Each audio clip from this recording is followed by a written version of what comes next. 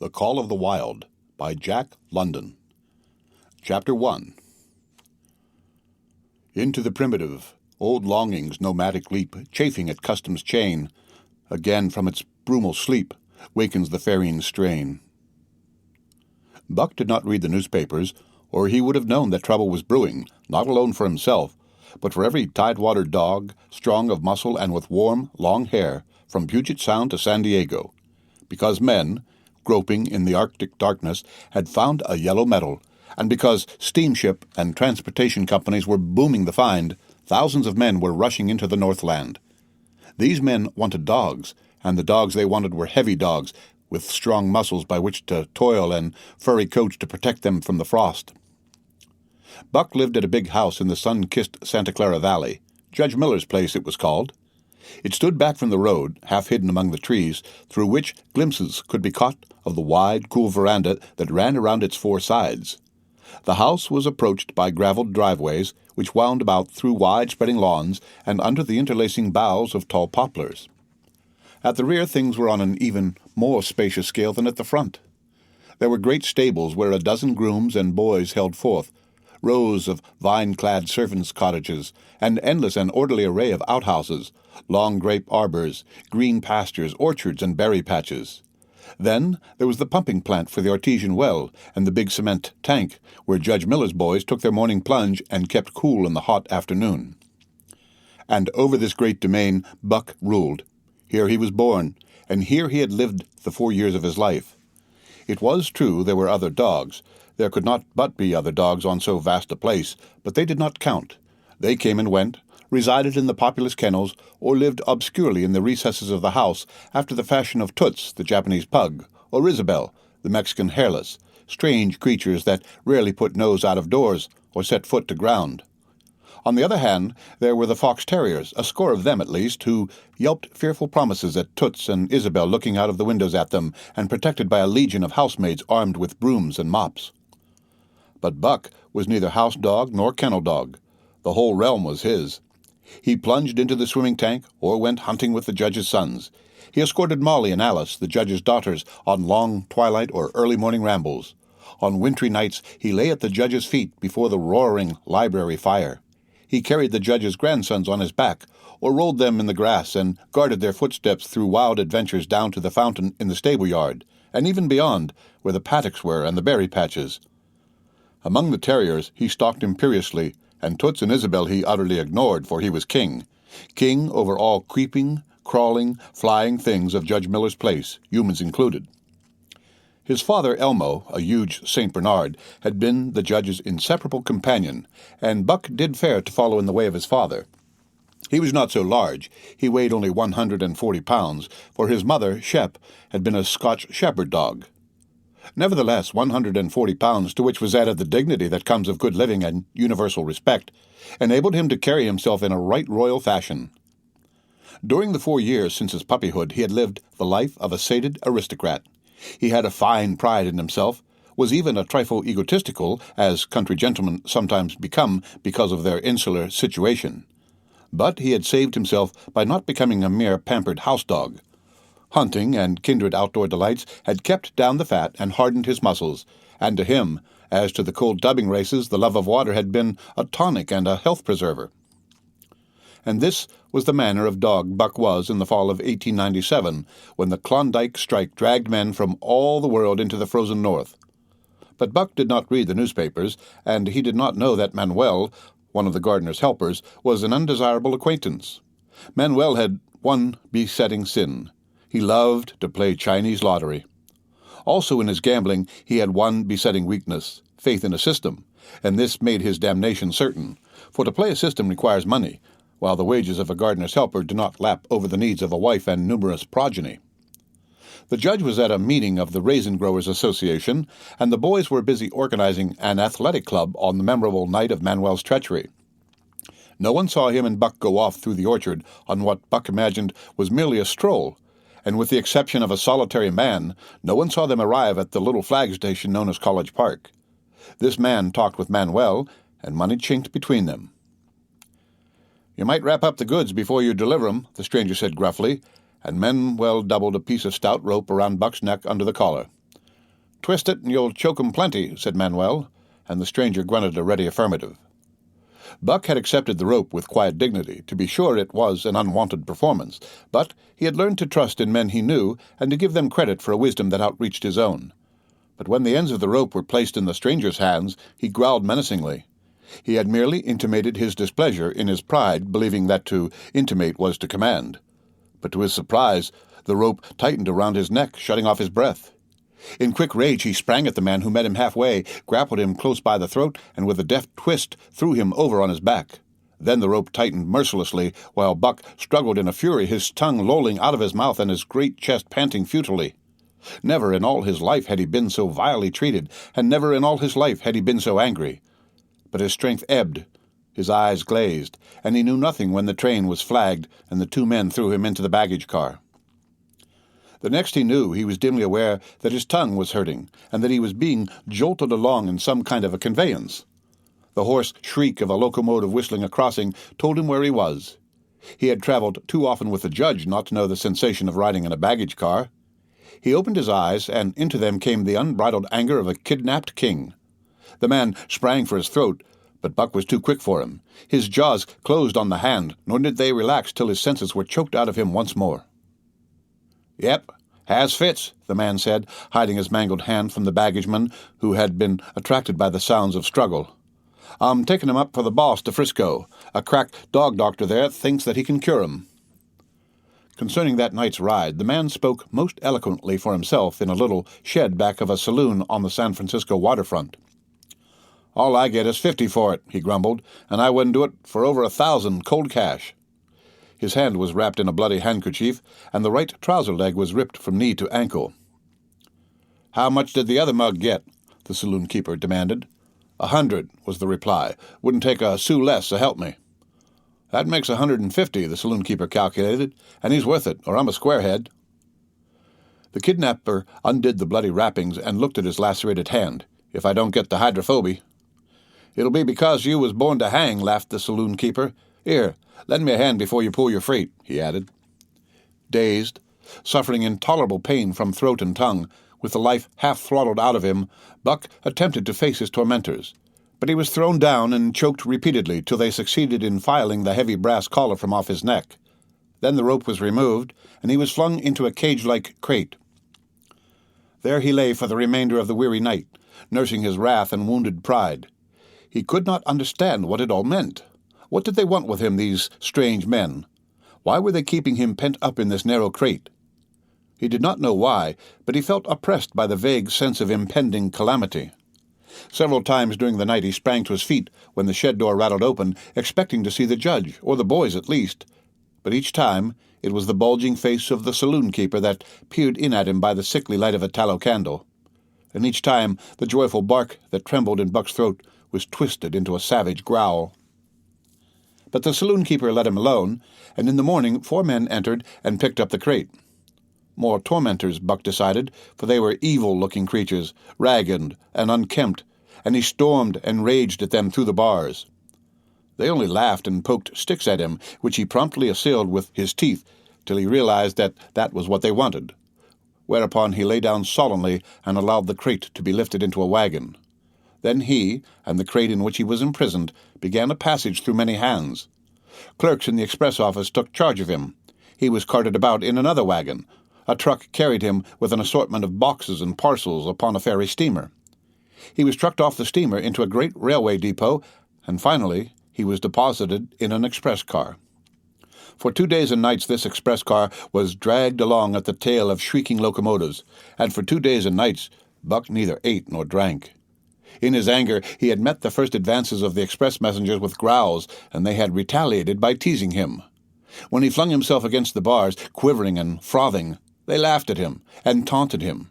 They growled and barked like detestable dogs, mewed and flapped their arms and crowed. It was all very silly, he knew, but therefore the more outraged to his dignity, and his anger waxed and waxed. He did not mind the hunger so much, but the lack of water caused him severe suffering and fanned his wrath to fever pitch.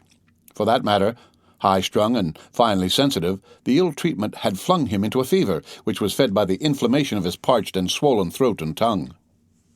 He was glad for one thing. The rope was cut off his neck. That had given them an unfair advantage. But now that it was off, he would show them. They would never get another rope around his neck. Upon that he was resolved. For 2 days and nights he neither ate nor drank, and during those 2 days and nights of torment he accumulated a fund of wrath that boded ill for whoever first fell foul of him. His eyes turned bloodshot, and he was metamorphosed into a raging fiend. So changed was he that the judge himself would not have recognized him, and the express messengers breathed with relief when they bundled him off the train at Seattle. 4 men gingerly carried the crate from the wagon into a small, high-walled backyard. A stout man with a red sweater that sagged generously at the neck came out and signed the book for the driver. That was the man, Buck divined, the next tormentor, and he hurled himself savagely against the bars. The man smiled grimly and brought a hatchet and a club. "You ain't going to take him out now?" the driver asked. "Sure," the man replied, driving the hatchet into the crate for a pry. There was an instantaneous scattering of the 4 men who had carried it in, and from safe perches on top the wall they prepared to watch the performance. Buck rushed at the splintering wood, sinking his teeth into it, surging and wrestling with it. Wherever the hatchet fell on the outside, he was there on the inside, snarling and growling, as furiously anxious to get out as the man in the red sweater was calmly intent on getting him out. "Now, you red-eyed devil," he said, when he had made an opening sufficient for the passage of Buck's body. At the same time, he dropped the hatchet and shifted the club to his right hand. And Buck was truly a red-eyed devil as he drew himself together for the spring, hair bristling, mouth foaming, a mad glitter in his bloodshot eyes. Straight at the man he launched his 140 pounds of fury, surcharged with the pent passion of 2 days and nights. In midair, just as his jaws were about to close on the man, he received a shock that checked his body and brought his teeth together with an agonizing clip. He whirled over, fetching the ground on his back and side. He had never been struck by a club in his life and did not understand. With a snarl that was part bark and more scream, he was again on his feet and launched into the air, and again the shock came, and he was brought crushingly to the ground. This time he was aware that it was the club, but his madness knew no caution. 12 times he charged, and as often the club broke the charge and smashed him down. After a particularly fierce blow, he crawled to his feet, too dazed to rush. He staggered limply about, the blood flowing from nose and mouth and ears, his beautiful coat sprayed and flecked with bloody slaver. Then the man advanced and deliberately dealt him a frightful blow on the nose. All the pain he had endured was as nothing compared with the exquisite agony of this. With a roar that was almost lion-like in its ferocity, he again hurled himself at the man. But the man, shifting the club from right to left, coolly caught him by the underjaw, at the same time wrenching downward and backward. Buck described a complete circle in the air, and half of another, then crashed to the ground on his head and chest. For the last time he rushed. The man struck the shrewd blow he had purposely withheld for so long, and Buck crumpled up and went down, knocked utterly senseless. "He's no slouch at dog-breaking, that's what I say," one of the men on the wall cried enthusiastically. "Druther break Caius's any day, and twice on Sundays," was the reply of the driver, as he climbed on the wagon and started the horses. Buck's senses came back to him, but not his strength. He lay where he had fallen, and from there he watched the man in the red sweater. "Answers to the name of Buck," the man soliloquized, quoting from the saloon-keeper's letter, which had announced the consignment of the crate and contents. "Well, Buck, my boy," he went on in a genial voice, "we've had our little ruction, and the best thing we can do is to let it go at that. You've learned your place, and I know mine. Be a good dog, and all'll go well, and the goose hang high. Be a bad dog, and I'll whale the stuffin' out of you. Understand?" As he spoke, he fearlessly patted the head he had so mercilessly pounded, and though Buck's hair involuntarily bristled at touch of the hand, he endured it without protest. When the man brought him water, he drank eagerly, and later bolted a generous meal of raw meat chunk by chunk from the man's hand. He was beaten, he knew that, but he was not broken. He saw once for all that he stood no chance against a man with a club. He had learned the lesson, and in all his afterlife he never forgot it. That club was a revelation. It was his introduction to the reign of primitive law, and he met the introduction halfway. The facts of life took on a fiercer aspect, and while he faced that aspect uncowed, he faced it with all the latent cunning of his nature aroused. As the days went by, other dogs came in crates and at the end of ropes, some docilely, and some raging and roaring as he had come. And one and all, he watched them pass under the dominion of the man in the red sweater. Again and again, as he looked at each brutal performance, the lesson was driven home to Buck. A man with a club was a lawgiver, a master to be obeyed, though not necessarily conciliated. Of this last Buck was never guilty, though he did see beaten dogs that fawned upon the man and wagged their tails and licked his hand. Also, he saw one dog that would neither conciliate nor obey, finally killed in the struggle for mastery. Now and again men came, strangers who talked excitingly, wheedingly, and in all kinds of fashions to the man in the red sweater, and at such times that money passed between them the strangers took one or more of the dogs away with them. Buck wondered where they went, for they never came back, but the fear of the future was strong upon him, and he was glad each time when he was not selected. Yet his time came, in the end, in the form of a little weazened man who spat broken English and many strange and uncouth exclamations which Buck could not understand. "Sacre dame!" he cried, when his eyes lit upon Buck. "That one damn bully dog, eh? How much?" 300, and a present at that, was the prompt reply of the man in the red sweater. "And seem it's government money, you ain't got no kick coming, eh, Perrault?" Perrault grinned. Considering that the price of dogs had been boomed skyward by the unwanted demand, it was not an unfair sum for so fine an animal. The Canadian government would be no loser, nor would its dispatches travel the slower. Perrault knew dogs, and when he looked at Buck, he knew that he was 1 in 1,000. 1 in 10,000, he commented mentally. Buck saw money pass between them, and was not surprised when Curly, a good-natured Newfoundland, and he were led away by the little weazened man. That was the last he saw of the man in the red sweater, and as Curly and he looked at receding Seattle from the deck of the Narwhal, it was the last he saw of the warm Southland. Curly and he were taken below by Perrault and turned over to a black-faced giant called Francois. Perrault was a French-Canadian and swarthy, but Francois was a French-Canadian half-breed and twice as swarthy. They were a new kind of men to Buck, of which he was destined to see many more, and while he developed no affection for them, he nonetheless grew honestly to respect them. He speedily learned that Perrault and Francois were fair men, calm and impartial in administering justice, and too wise in the way of dogs to be fooled by dogs. In the 'tween decks of the Narwhal, Buck and Curly joined 2 other dogs. One of them was a big snow-white fellow from Spitzbergen who had been brought away by a whaling captain and who had later accompanied a geological survey into the Barrens. He was friendly, in a treacherous sort of way, smiling into one's face the while he meditated some underhand trick, as, for instance, when he stole from Buck's food at the first meal. As Buck sprang to punish him, the lash of Francois's whip sang through the air, reaching the culprit first, and nothing remained to Buck but to recover the bone. That was fair of Francois, he decided, and the half-breed began his rise in Buck's estimation. The other dog made no advances, nor received any. Also, he did not attempt to steal from the newcomers.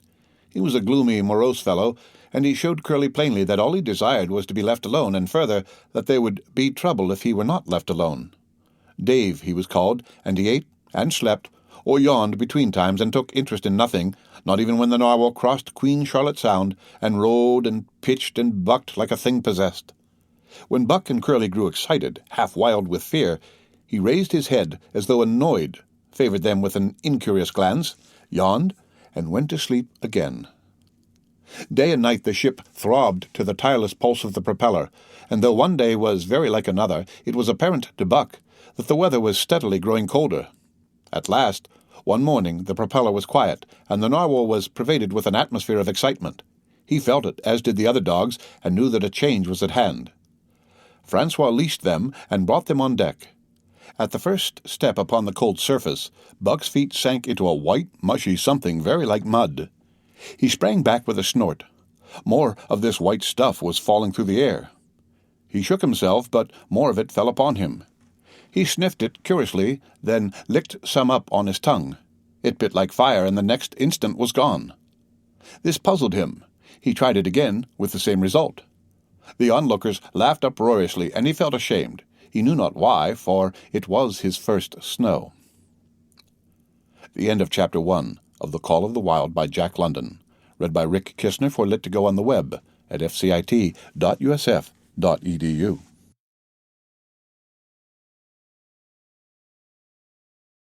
The Call of the Wild by Jack London. Chapter 2.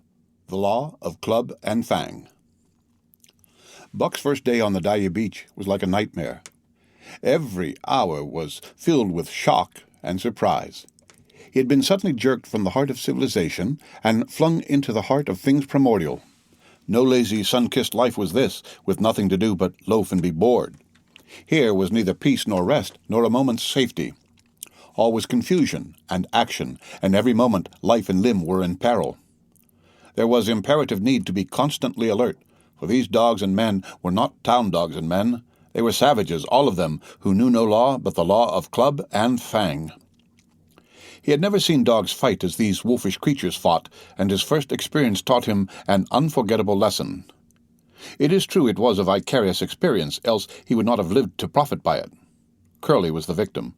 They were camped near the log store, where she, in her friendly way, made advances to a husky dog the size of a full-grown wolf, though not half so large as she.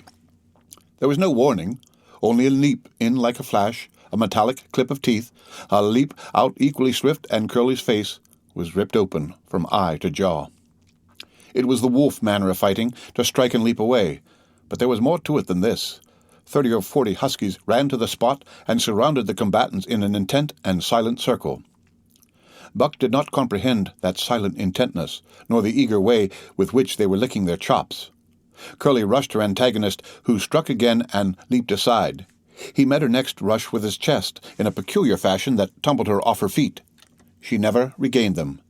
This was what the onlooking huskies had waited for. They closed in upon her, snarling and yelping, and she was buried, screaming with agony beneath the bristling mass of bodies. So sudden was it, and so unexpected, that Buck was taken aback.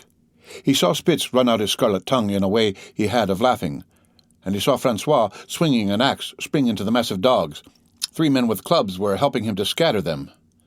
It did not take long. 2 minutes from the time Curly went down, the last of her assailants were clubbed off. But she lay there, limp and lifeless, in the bloody, trampled snow, almost literally torn to pieces, the swart half-breed standing over her and cursing horribly. The scene often came back to Buck to trouble him in his sleep. So that was the way. No fair play. Once down, that was the end of you. Well, he would see to it that he never went down. Spitz ran out his tongue and laughed again, and from that moment Buck hated him with a bitter and deathless hatred. Before he had recovered from the shock caused by the tragic passing of Curly, he received another shock. Francois fastened upon him an arrangement of straps and buckles. It was a harness such as he had seen the grooms put on the horses at home, and, as he had seen horses work, so he was set to work, hauling Francois on a sled to the forest that fringed the valley, and returning with a load of firewood. Though his dignity was sorely hurt by thus being made a draft animal, he was too wise to rebel. He buckled down with a will and did his best, though it was all new and strange. Francois was stern, demanding instant obedience, and by virtue of his whip, receiving instant obedience, while Dave, who was an experienced wheeler, nipped Buck's hindquarters whenever he was in error. Spitz was the leader, likewise experienced, and while he could not always get at Buck, he growled sharp reproof now and again, or cunningly threw his weight in the traces to jerk Buck into the way he should go. Buck learned easily, and under the combined tuition of his 2 mates and Francois, made remarkable progress. Ere they returned to camp, he knew enough to stop at hoe, to go ahead at mush, to swing wide on the bends, and to keep clear of the wheeler when the loaded sled shot downhill at their heels. 3 fair good dogs, Francois told Perrault. Dat Buck, him pull like hell. I teach him quick as anything. By afternoon, Perrault, who was in a hurry to be on the trail with his dispatches, returned with 2 more dogs. Billy and Joe, he called them, 2 brothers, and true huskies both. Sons of the one mother though they were as different as day and night. Billy's one fault was his excessive good nature, while Joe was the very opposite, sour and introspective, with a perpetual snarl and a malignant eye. Buck received them in comradely fashion. Dave ignored them, while Spitz proceeded to thrash first one and then the other. Billy wagged his tail appeasingly, turned to run when he saw that appeasement was of no avail, and cried, still appeasingly, when Spitz's sharp teeth scored his flank. But no matter how Spitz circled, Joe whirled around on his heels to face him, mane bristling, ears laid back, lips writhing and snarling, jaws clipping together as fast as he could snap, and eyes diabolically gleaming. The incarnation of belligerent fear. So terrible was his appearance that Spitz was forced to forego disciplining him, but to cover his own discomfiture, he turned upon the inoffensive and wailing Billy and drove him to the confines of the camp. By evening, Perrault secured another dog, an old husky, long and lean and gaunt, with a battle-scarred face and a single eye which flashed a warning of prowess that commanded respect. He was called Solex, which means the angry one. Like Dave, he asked nothing, gave nothing, expected nothing, and when he marched slowly and deliberately into their midst, even Spitz left him alone. He had one peculiarity which Buck was unlucky enough to discover. He did not like to be approached on his blind side. Of this offense Buck was unwittingly guilty, and the first knowledge he had of his indiscretion was when Solex whirled upon him and slashed his shoulder to the bone for 3 inches up and down. Forever after, Buck avoided his blind side, and to the last of their comradeship had no more trouble. His only apparent ambition, like Dave's, was to be left alone, though, as Buck was afterward to learn, each of them possessed one other and even more vital ambition. That night, Buck faced the great problem of sleeping. The tent, illumined by a candle, glowed warmly in the midst of the white plain, and when he, as a matter of course, entered it, both Perrault and Francois bombarded him with curses and cooking utensils till he recovered from his consternation and fled ignominiously into the outer cold. A chill wind was blowing that nipped him sharply and bit with especial venom into his wounded shoulder. He lay down on the snow and attempted to sleep, but the frost soon drove him shivering to his feet. Miserable and disconsolate, he wandered about among the many tents, only to find that one place was as cold as another. Here and there savage dogs rushed upon him, but he bristled his neck hair and snarled, for he was learning fast, and they let him go his way unmolested. Finally, an idea came to him. He would return and see how his own teammates were making out. To his astonishment, they had disappeared. Again he wandered about through the great camp looking for them, and again he returned. Were they in the tent? No, that could not be, else he would not have been driven out. Then where could they possibly be? With drooping tail and shivering body, very forlorn indeed, he aimlessly circled the tent. Suddenly the snow gave way beneath his forelegs, and he sank down. Something wriggled under his feet. He sprang back, bristling and snarling, fearful of the unseen and unknown. But a friendly little yelp reassured him, and he went back to investigate. A whiff of warm air ascended to his nostrils, and there, curled up under the snow in a snug ball, lay Billy. He whined placatingly, squirmed and wriggled to show his good will and intentions, and even ventured as a bribe for peace to lick Buck's face with his warm, wet tongue. Another lesson. So that was the way they did it, huh? Buck confidently selected a spot, and, with much fuss and waste effort, proceeded to dig a hole for himself. In a trice, the heat from his body filled the confined space, and he was asleep. The day had been long and arduous, and he slept soundly and comfortably, though he growled and barked and wrestled with bad dreams. Nor did he open his eyes till roused by the noises of the waking camp. At first he did not know where he was. It had snowed during the night, and he was completely buried.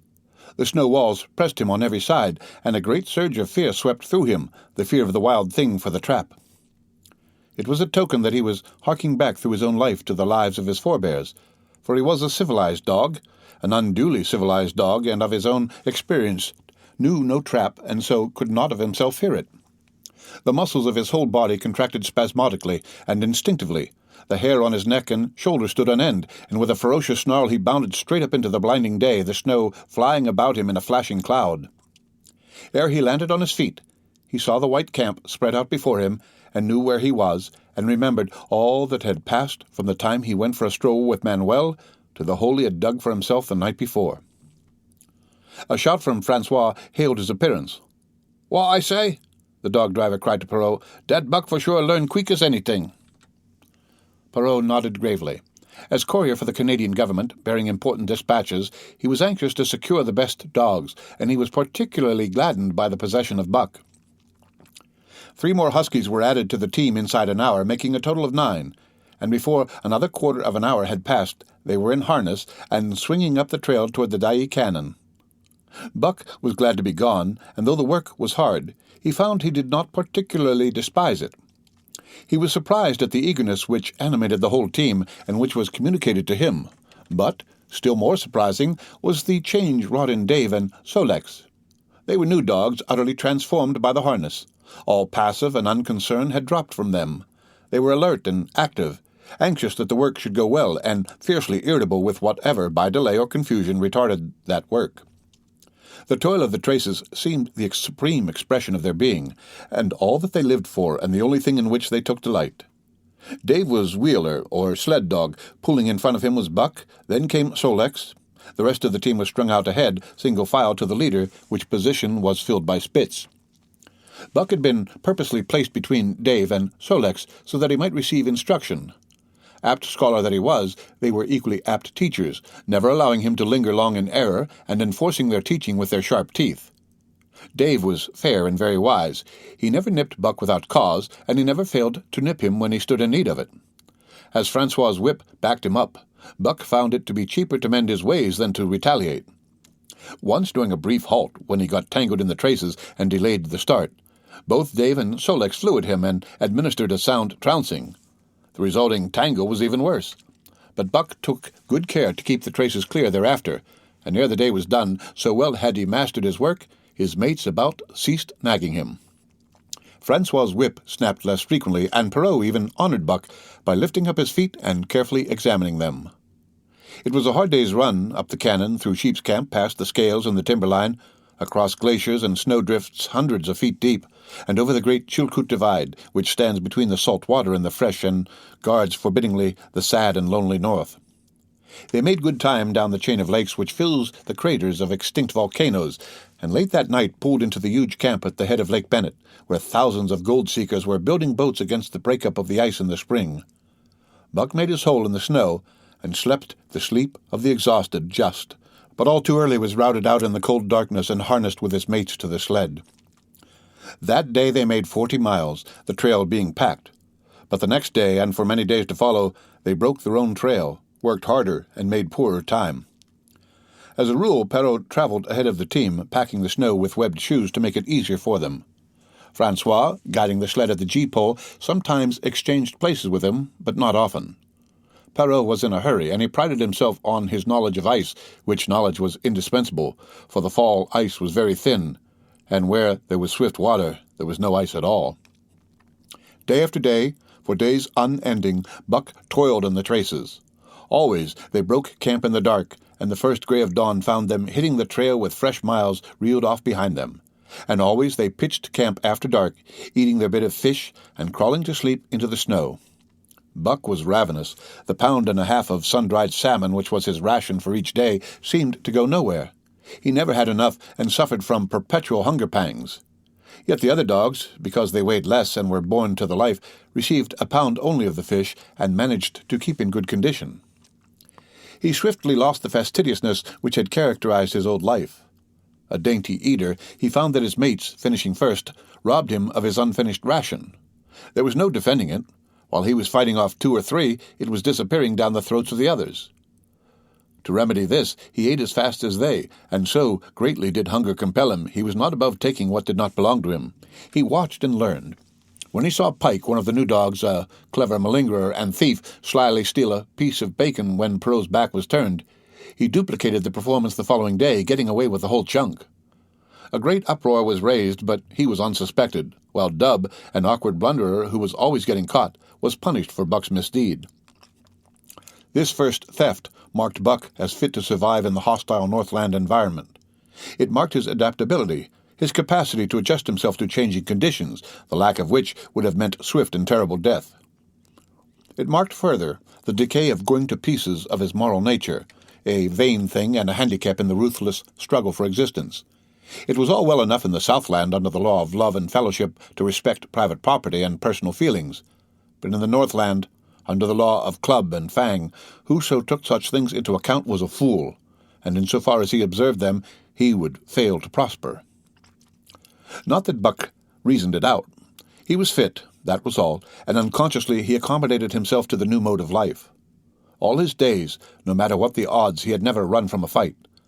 but the club of the man in the red sweater had beaten into him a more fundamental and primitive code. Civilized, he would have died for a moral consideration, say the defense of Judge Miller's riding whip. But the completeness of his decivilization was now evidenced by his ability to flee from the defense of a moral consideration, and so save his hide. He did not steal for the joy of it, but because of the clamor of his stomach. He did not rob openly, but stole secretly and cunningly out of respect for Club and Fang.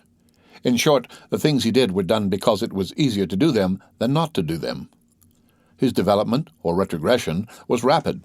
His muscles became hard as iron, and he grew callous to all ordinary pain. He achieved an internal as well as external economy. He could eat anything, no matter how loathsome or indigestible, and once eaten, the juices of his stomach extracted the least particle of nutriment, and his blood carried it to the farthest reaches of his body, building it into the toughest and stoutest of tissues. Sight and scent became remarkably keen, while his hearing developed such acuteness that in his sleep he heard the faintest sound and knew whether it heralded peace or peril. He learned to bite the ice out with his teeth when it collected between his toes, and when he was thirsty and there was a thick scum of ice over the waterhole, he would break it by rearing and striking it with stiff forelegs. His most conspicuous trait was an ability to scent the wind and forecast it a night in advance. No matter how breathless the air when he dug his nest by tree or bank, the wind that later blew inevitably found him to leeward, sheltered and snug. And not only did he learn by experience, but instincts long dead became alive again. The domesticated generations fell from him. In vague ways he remembered back to the youth of the breed, to the time the wild dogs ranged in packs through the primeval forest and killed their meat as they ran it down. It was no task for him to learn to fight with cut and slash and the quick wolf snap. In this manner had fought forgotten ancestors. They quickened the old life within him, and the old tricks which they had stamped into the heredity of the breed were his tricks. They came to him without effort or discovery, as though they had been his always, and when on the still cold nights he pointed his nose at a star and howled long and wolf-like, it was his ancestors, dead and dust, pointing nose at star and howling down through the centuries and through him. And his cadences were their cadences, the cadences which voiced their woe and what to them was the meaning of the stiffness and the cold and dark. Thus, as token of what a puppet thing life is, the ancient song surged through him, and he came into his own again, and he came because men had found a yellow metal in the north, and because Manuel was a gardener's helper whose wages did not lap over the needs of his wife and diverse small copies of himself. The end of Chapter 2 of Jack London's Call of the Wild. Read by Rick Kishner for Lit2Go on the web at fcit.usf.edu.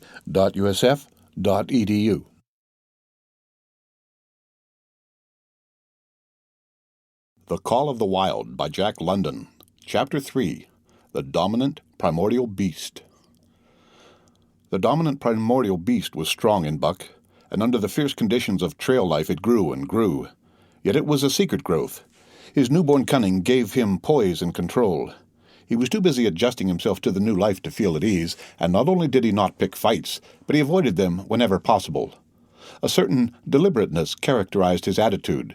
He was not prone to rashness and precipitate action, and in the bitter hatred between him and Spitz he betrayed no impatience, shunned all offensive acts. On the other hand, possibly because he divined in Buck a dangerous rival, Spitz never lost an opportunity of showing his teeth. He even went out of his way to bully Buck, striving constantly to start the fight which would only end in the death of one or the other. Early in the trip this might have taken place had it not been for an unwanted accident. At the end of this day they made a bleak and miserable camp on the shore of Lake Le Barge. Driving snow, a wind that cut like a white-hot knife, and darkness had forced them to grope for a camping place. They could hardly have fared worse. At their backs rose a perpendicular wall of rock, and Perrault and Francois were compelled to make their fire and spread their sleeping robes on the ice of the lake itself. The tent they had discarded at Dieppe in order to travel light. A few sticks of driftwood furnished them with a fire that thawed down through the ice and left them to eat supper in the dark. Close in under the sheltering rock Buck made his nest. So snug and warm was it that he was loath to leave it when Francois distributed the fish which he had first thawed over the fire. But when Buck finished his ration and returned, he found his nest occupied.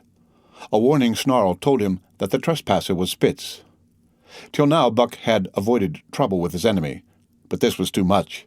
The beast in him roared. He sprang upon Spitz with a fury which surprised them both, and Spitz particularly, for his whole experience with Buck had gone to teach him that his rival was an unusually timid dog who managed to hold his own only because of his great weight and size. Francois was surprised, too, when they shot out in a tangle from the disrupted nest, and he divined the cause of the trouble. "Ah!" he cried to Buck. "Give it to him! By God, give it to him, the dirty thief!" Spitz was equally willing. He was crying with sheer rage and eagerness as he circled back and forth for a chance to spring in. Buck was no less eager and no less cautious as he likewise circled back and forth for the advantage. But it was then that the unexpected happened, the thing which projected their struggle for supremacy far into the future, past many a weary mile of trail and toil. An oath from Perrault, the resounding impact of a club upon a bony frame, and a shrill yelp of pain heralded the breaking forth of pandemonium. The camp was suddenly discovered to be alive with skulking furry forms, starving huskies, 4 or 5 score of them, who had scented the camp from some Indian village. They had crept in while Buck and Spitz were fighting, and when the 2 men sprang among them with stout clubs, they showed their teeth and fought back. They were crazed by the smell of the food. Perrault found one with head buried in the grub box. His club landed heavily on the gaunt ribs, and the grub box was capsized on the ground. On the instant, a score of the famished brutes were scrambling for the bread and bacon. The clubs fell upon them unheeded. They yelped and howled under the rain of blows, but struggled none the less madly till the last crumb had been devoured. In the meantime, the astonished team dogs had burst out of their nests, only to be set upon by the fierce invaders. Never had Buck seen such dogs. It seemed as though their bones would burst through their skins. They were mere skeletons, draped loosely in draggled hides with blazing eyes and slavered fangs. But the hunger madness made them terrifying, irresistible. There was no opposing them. The team dogs were swept back against the cliff at the first onset. Buck was beset by 3 huskies, and in a trice his head and shoulders were ripped and slashed. The din was frightful. Billy was crying as usual. Dave and Sol-leks, dripping blood from a score of wounds, were fighting bravely side by side. Joe was snapping like a demon. Once his teeth closed on the foreleg of a husky, and he crunched down through the bone. Pike, the malingerer, leaped upon the crippled animal, breaking its neck with a quick flash of teeth and a jerk. Buck got a frothing adversary by the throat and was sprayed with blood when his teeth shrank through the jugular. The warm taste of it in his mouth goaded him to greater fierceness. He flung himself upon another, and at the same time felt teeth sink into his own throat. It was Spitz, treacherously attacking from the side. Perrault and Francois, having cleaned out their part of the camp, hurried to save their sled dogs. The wild wave of famished beasts rolled back before them, and Buck shook himself free. But it was only for a moment. The 2 men were compelled to run back to save the grub, upon which the huskies returned to the attack on the team. Billy, terrified into bravery, sprang through the savage circle and fled away over the ice. Pike and Dub followed on his heels with the rest of the team behind. As Buck drew himself together to spring after them, out of the tail of his eye he saw Spitz rush upon him with the evident intention of overthrowing him. Once off his feet, and under that mass of huskies, there was no hope for him. But he braced himself to the shock of Spitz's charge, then joined the flight out on the lake. Later the 9 team dogs gathered together and sought shelter in the forest. Though unpursued, they were in a sorry plight. There was not one who was not wounded in 4 or 5 places, while some were wounded grievously. Dub was badly injured in a hind leg. Dolly, the last husky added to the team at Daya, had a badly torn throat. Joe had lost an eye, while Billy, the good-natured, with an ear chewed and rent to ribbons, cried and whimpered throughout the night. At daybreak they limped warily back to camp to find the marauders gone and the 2 men in bad tempers. Fully half their grub supply was gone. The huskies had chewed through the sled lashings and canvas coverings. In fact, nothing, no matter how remotely eatable, had escaped them. They had eaten a pair of Perrault's moose-hide moccasins, chunks out of the leather traces, and even 2 feet of lash from the end of Francois's whip. He broke from a mournful contemplation of it to look over his wounded dogs. "Ah, my friends," he said softly, "maybe it make you mad dog. Those many bites, maybe all mad dog, sacre dame. What you think, Perrault?" The courier shook his head dubiously. With 400 miles of trail still between him and Dawson, he could ill afford to have madness break out among his dogs. 2 hours of cursing and exertion got the harnesses into shape, and the wound-stiffened team was under way, struggling painfully over the hardest part of the trail they had yet encountered, and for that matter the hardest between them and Dawson. The 30-mile river was wide open. Its wild water defied the frost, and it was in the eddies only, and in the quiet places, that the ice held it all. 6 days of exhausting toil were required to cover those 30 terrible miles, and terrible they were, for every foot of them was accomplished at the risk of life to dog and man. A dozen times Perrault, nosing the way, broke through the ice bridges, being saved by the long pole he carried, which he held so that it fell each time across the hole made by his body. But a cold snap was on, the thermometer registering 50 below zero, and each time he broke through, he was compelled for very life to build a fire and dry his garments. Nothing daunted him. It was because nothing daunted him that he had been chosen for government courier. He took all manner of risks, resolutely thrusting his little weazened face into the frost and struggling on from dim dawn to dark. He skirted the frowning shores on rim ice that bent and crackled underfoot, and upon which they dared not halt. Once the sled broke through with Dave and Buck, and they were half frozen and all but drowned by the time they were dragged out. The usual fire was necessary to save them. They were coated solidly with ice, and the 2 men kept them on the run around the fire, sweating and thawing so close that they were singed by the flames. At another time, Spitz went through, dragging the whole team after him up to Buck, who strained backward with all his strength, his forepaws on the slippery edge and the ice quivering and snapping all around. But behind him was Dave, likewise straining backward, and behind the sled was Francois, pulling till his tendons cracked. Again, the rim ice broke away before and behind, and there was no escape except up the cliff. Perrault scaled it by a miracle, while Francois prayed for just that miracle. And with every thong and sled lashing and the last bit of harness rove into a long rope, the dogs were hoisted one by one to the cliff crest. Francois came up last after the sled and load. Then came the search for a place to descend, which descent was ultimately made by the aid of the rope, and night found them back on the river with a quarter of a mile to the day's credit. By the time they made the Hootalinqua and good ice, Buck was played out. The rest of the dogs were in like condition, but Perrault, to make up lost time, pushed them late and early. The first day they covered 35 miles to the Big Salmon, the next day 35 more to the Little Salmon, the third day 40 miles, which brought them well up toward the Five Fingers. Buck's feet were not so compact and hard as the feet of the huskies. His had softened during the many generations since the day his last wild ancestor was tamed by a cave-dweller or river-man. All day long he limped in agony, and, camp once made, lay down like a dead dog. Hungry as he was, he would not move to receive his ration of fish, which Francois had to bring to him. Also, the dog-driver rubbed Buck's feet for half an hour each night after supper, and sacrificed the tops of his own moccasins to make 4 moccasins for Buck. This was a great relief, and Buck caused even the weazened face of Perrault to twist itself into a grin one morning, when Francois forgot the moccasins, and Buck lay on his back, his 4 feet waving appealingly in the air, and refused to budge without them. Later his feet grew hard to the trail, and the worn-out footgear was thrown away. At the Pelly one morning, as they were harnessing up, Dolly, who had never been conspicuous for anything, went suddenly mad. She announced her condition by a long, heartbreaking wolf howl that sent every dog bristling with fear, then sprang straight for Buck. He had never seen a dog go mad, nor did he have any reason to fear madness. Yet he knew that here was horror, and fled away from it in a panic. Straightway he raced, with Dolly panting and frothing 1 leap behind, nor could she gain on him, so great was his terror, nor could he leave her, so great was her madness. He plunged through the wooded breast of the island, flew down to the lower end, crossed a back channel filled with rough ice to another island, gained a third island, curved back to the main river, and in desperation started to cross it. And all the time, though he did not look, he could hear her snarling just 1 leap behind. Francois called to him a quarter of a mile away, and he doubled back, still 1 leap ahead, gasping painfully for air, and putting all his faith in that Francois would save him. The dog-driver held the axe poised in one hand, and as Buck shot past him, the axe crashed down upon Mad Dolly's head. Buck staggered over against the sled, exhausted, sobbing for breath, helpless. This was Spitz's opportunity. He sprang upon Buck, and twice his teeth sank into his unresisting foe, and ripped and tore the flesh to the bone. Then Francois's lash descended, and Buck had the satisfaction of watching Spitz receive the worst whipping as yet administered to any of the teams. "One devil, that Spitz," remarked Perrault.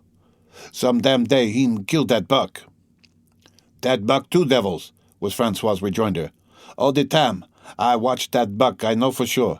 Listen, Some damn fine day, he'm get mad like hell, and then he'm chew that Spitz all up and speed him out on the snow. Sure I know. From then on, it was war between them. Spitz, as lead dog and acknowledged master of the team, felt his supremacy threatened by this strange Southland dog. And strange Buck was to him, for of the many Southland dogs he had known, not one had shown up worthily in camp and on trail. They were all too soft, dying under the toil, the frost, and starvation. Buck was the exception. He alone endured and prospered, matching the husky in strength, savagery, and cunning. Then he was a masterful dog, and what made him dangerous was the fact that the club of the man in the red sweater had knocked all blind pluck and rashness out of his desire for mastery. He was preeminently cunning, and could bide his time with a patience that was nothing less than primitive. It was inevitable that the clash for leadership should come. Buck wanted it. He wanted it because it was his nature, because he had been gripped tight by that nameless, incomprehensible pride of the trail and trace, that pride which holds dogs in the toil to the last gasp, which lures them to die joyfully in the harness, and breaks their hearts if they are cut out of the harness. This was the pride of Dave as wheel dog, of Sol-leks as he pulled with all his strength, the pride that laid hold of them at break of camp, transforming them from sour and sullen brutes into straining, eager, ambitious creatures, the pride that spurred them on all day and dropped them at pitch of camp at night, letting them fall back into gloomy unrest and uncontent. This was the pride that bore up Spitz and made him thrash the sled dogs who blundered and shirked in the traces or hid away at harness-up time in the morning. Likewise, it was this pride that made him fear Buck as a possible lead dog, and this was Buck's pride too. He openly threatened the other's leadership. He came between him and the shirks he should have punished, and he did it deliberately. One night there was a heavy snowfall, and in the morning Pike, the malingerer, did not appear. He was securely hidden in his nest under a foot of snow. Francois called him and sought him in vain. Spitz was wild with wrath. He raged through the camp, smelling and digging in every likely place, snarling so frightfully that Pike heard and shivered in his hiding place. But when he was at last unearthed, and Spitz flew at him to punish him, Buck flew with equal rage in between. So unexpected was it, and so shrewdly managed, that Spitz was hurled backward and off his feet.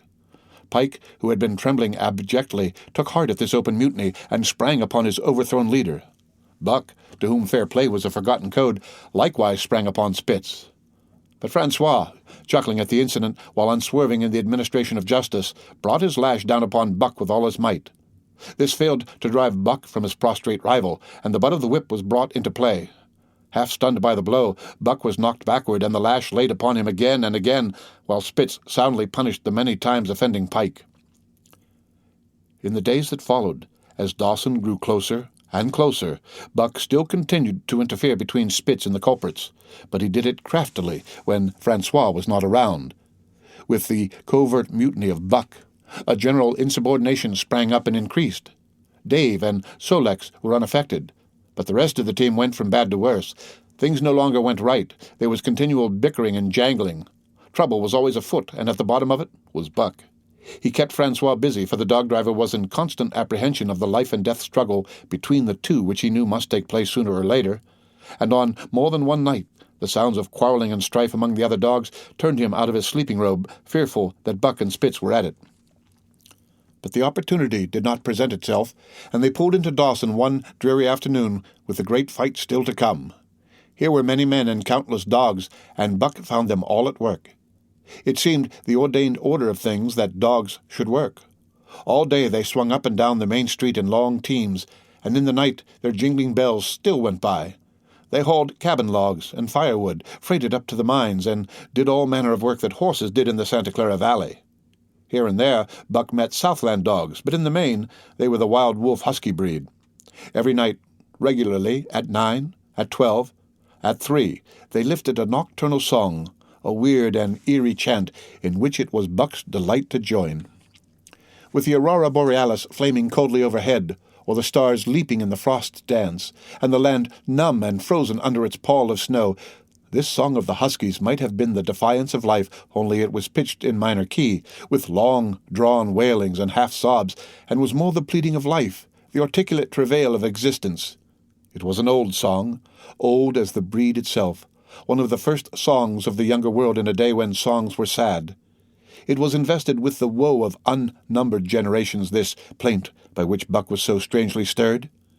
When he moaned and sobbed, it was with the pain of living that was of old the pain of his wild fathers, and the fear and mystery of the cold and dark that was to them fear and mystery. And that he should be stirred by it marked the completeness with which he harked back through the ages of fire and roof to the raw beginnings of life in the howling ages. 7 days from the time they pulled into Dawson, they dropped down the steep bank by the barracks to the Yukon Trail and pulled for Dyea and Saltwater. Perrault was carrying dispatches, if anything more urgent than those he had brought in. Also, the travel pride had gripped him, and he proposed to make the record trip of the year. Several things favored him in this. The week's rest had recuperated the dogs and put them in thorough trim. The trail they had broken into the country was packed hard by later journeyers, and further, the police had arranged in 2 or 3 places deposits of grub for dog and man, and he was traveling light. They made 60 Mile, which is a 50-mile run, on the first day, and the second day saw them booming up the Yukon well on their way to Pelly. But such splendid running was not achieved, not without great trouble and vexation on the part of Francois. The insidious revolt led by Buck had destroyed the solidarity of the team. It no longer was as one dog leaping in the traces. The encouragement Buck gave the rebels led them into all kinds of petty misdemeanors. No more was Spitz a leader greatly to be feared. The old awe departed, and they grew equal to challenging his authority. Pike robbed him of half a fish one night and gulped it down under the protection of Buck. Another night Dub and Joe fought Spitz and made him forego the punishment they deserved. And even Billy, the good-natured, was less good-natured and whined not half so placatingly as in former days. Buck never came near Spitz without snarling and bristling menacingly. In fact, his conduct approached that of a bully, and he was given to swaggering up and down before Spitz's very nose. The breaking down of discipline likewise affected the dogs in their relations with one another. They quarreled and bickered more than ever among themselves, till at times the camp was a howling bedlam. Dave and Solex alone were unaltered, though they were made irritable by the unending squabbling. Francois swore strange barbarous oaths, and stamped the snow in futile rage, and tore his hair. His lash was always singing among the dogs, but it was of small avail. Directly his back was turned, they were at it again. He backed up Spitz with his whip, while Buck backed up the remainder of the team. Francois knew he was behind all the trouble, and Buck knew he knew. But Buck was too clever ever again to be caught red-handed. He worked faithfully in the harness, for the toil had become a delight to him. Yet it was a greater delight slyly to precipitate a fight amongst his mates and tangle the traces.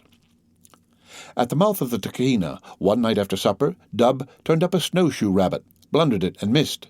In a second, the whole team was in full cry. 100 yards away was a camp of the Northwest Police, with 50 dogs, huskies all, who joined the chase. The rabbit sped down the river, turned off into a small creek, up the frozen bed of which it held steadily. It ran lightly on the surface of the snow, while the dogs plowed through by main strength. Buck led the pack 60 strong around bend after bend, but he could not gain. He lay down low to the race, whining eagerly, his splendid body flashing forward, leap by leap, in the wan, white moonlight. And leap by leap, like some pale frost wraith, the snowshoe rabbit flashed on ahead. All that stirring of old instincts, which at stated periods drives men out from the sounding cities to forest and plain to kill things by chemically propelled leaden pellets, the bloodlust, the joy to kill, all this was Buck's, only it was infinitely more intimate. He was ranging at the head of the pack, running the wild thing down, the living meat, to kill with his own teeth and wash his muzzle to the eyes in warm blood. There is an ecstasy that marks the summit of life, and beyond which life cannot rise, and such is the paradox of living. This ecstasy comes when one is most alive, and it comes as a complete forgetfulness that one is alive. This ecstasy, this forgetfulness of living, comes to the artist, caught up and out of himself in a sheet of flame. It comes to the soldier, war-mad on a stricken field and refusing quarter. And it came to Buck, leading the pack, sounding the old wolf cry, straining after the food that was alive and that fled swiftly before him through the moonlight. He was sounding the deeps of his nature, and of the parts of his nature that were deeper than he, going back into the womb of time. He was mastered by the sheer surging of life, the tidal wave of being, the perfect joy of each separate muscle, joint, and sinew, and that it was everything that was not death, that it was aglow and rampant, expressing itself in movement, flying exultantly under the stars and over the face of dead matter that did not move. But Spitz, cold and calculating even in his supreme moods, left the pack and cut across a narrow neck of land where the creek made a long bend around. Buck did not know of this, and as he rounded the bend, the frost wraith of a rabbit still flitting before him, he saw another and larger frost wraith leap from the overhanging bank into the immediate path of the rabbit. It was Spitz. The rabbit could not turn, and as the white teeth broke its back in mid-air, it shrieked as loudly as a stricken man may shriek. At sound of this, the cry of life plunging down from life's apex in the grip of death, the fall pack at Buck's heels raised a hell's chorus of delight. Buck did not cry out. He did not check himself, but drove in upon Spitz, shoulder to shoulder, so hard that he missed the throat. They rolled over and over in the powdery snow. Spitz gained his feet almost as though he had not been overthrown, slashing Buck down the shoulder and leaping clear. Twice his teeth clipped together like the steel jaws of a trap as he backed away for better footing, with lean and lifting lips that writhed and snarled. In a flash, Buck knew it. The time had come. It was to the death. As they circled about, snarling, ears laid back, keenly watchful for the advantage, the scene came to Buck with a sense of familiarity. He seemed to remember it all, the white woods, and earth and moonlight, and the thrill of battle. Over the whiteness and silence brooded a ghostly calm. There was not the faintest whisper of air. Nothing moved, not a leaf quivered. The visible breaths of the dogs rising slowly and lingering in the frosty air. They had made short work of the snowshoe rabbit, these dogs that were ill-tamed wolves, and they were now drawn up in an expectant circle. They too were silent, their eyes only gleaming, and their breaths drifting slowly upward. To Buck it was nothing new or strange, this scene of old time. It was as though it had always been the wonted way of things. Spitz was a practiced fighter. From Spitzbergen, through the Arctic, and across Canada and the Barrens, he had held his own with all manner of dogs and achieved to mastery over them. Bitter rage was his, but never blind rage. In passion to rend and destroy, he never forgot that his enemy was in like passion to rend and destroy. He never rushed till he was prepared to receive a rush, never attacked till he had first defended that attack. In vain Buck strove to sink his teeth in the neck of the big white dog. Wherever his fangs struck for the softer flesh, they were countered by the fangs of Spitz. Fang clashed fang, and lips were cut and bleeding, but Buck could not penetrate his enemy's guard. Then he warmed up and enveloped Spitz in a whirlwind of rushes. Time and again he tried for the snow-white throat where life bubbled near to the surface, and each time and every time Spitz slashed him and got away. Then Buck took to rushing as though for the throat, when suddenly, drawing back his head and curving in from the side, he would drive his shoulder at the shoulder of Spitz as a ram by which to overthrow him. But instead, Buck's shoulder was slashed down each time as Spitz leaped lightly away. Spitz was untouched, while Buck was streaming with blood and panting hard. The fight was growing desperate, and all the while the silent and wolfish circle waited to finish off whichever dog went down. As Buck grew winded, Spitz took to rushing, and he kept him staggering for footing. Once Buck went over, and the whole circle of 60 dogs started up, but he recovered himself almost in mid-air, and the circle sank down again and waited. But Buck possessed a quality that made for greatness, imagination. He fought by instinct, but he could fight by head as well. He rushed as though attempting the old shoulder trick, but at the last instant swept low to the snow and in. His teeth closed on Spitz's left foreleg. There was a crunch of breaking bone, and the white dog faced him on 3 legs. Thrice he tried to knock him over, then repeated the trick and broke the right foreleg. Despite the pain and helplessness, Spitz struggled madly to keep up. He saw the silent circle with gleaming eyes, lolling tongues, and silvery breaths drifting upward, closing in upon him as he had seen similar circles close in upon beaten antagonists in the past. Only this time, he was the one who was beaten. There was no hope for him. Buck was inexorable. Mercy was a thing reserved for gentler climes. He maneuvered for the final rush. The circle had tightened till he could feel the breaths of the huskies on his flanks. He could see them beyond Spitz and to either side, half crouching for the spring, their eyes fixed upon him. A pause seemed to fall. Every animal was motionless as though turned to stone. Only Spitz quivered and bristled as he staggered back and forth, snarling with horrible menace as though to frighten off impending death. Then Buck sprang in and out. But while he was in, shoulder had at last squarely met shoulder. The dark circle became a dot on the moon-flooded snow as Spitz disappeared from view. Buck stood and looked on, the successful champion, the dominant primordial beast who had made his kill and found it good. The end of Chapter 3 of Jack London's The Call of the Wild. Read by Rick Kistner for Lit2Go. On the web at fcit.usf.edu.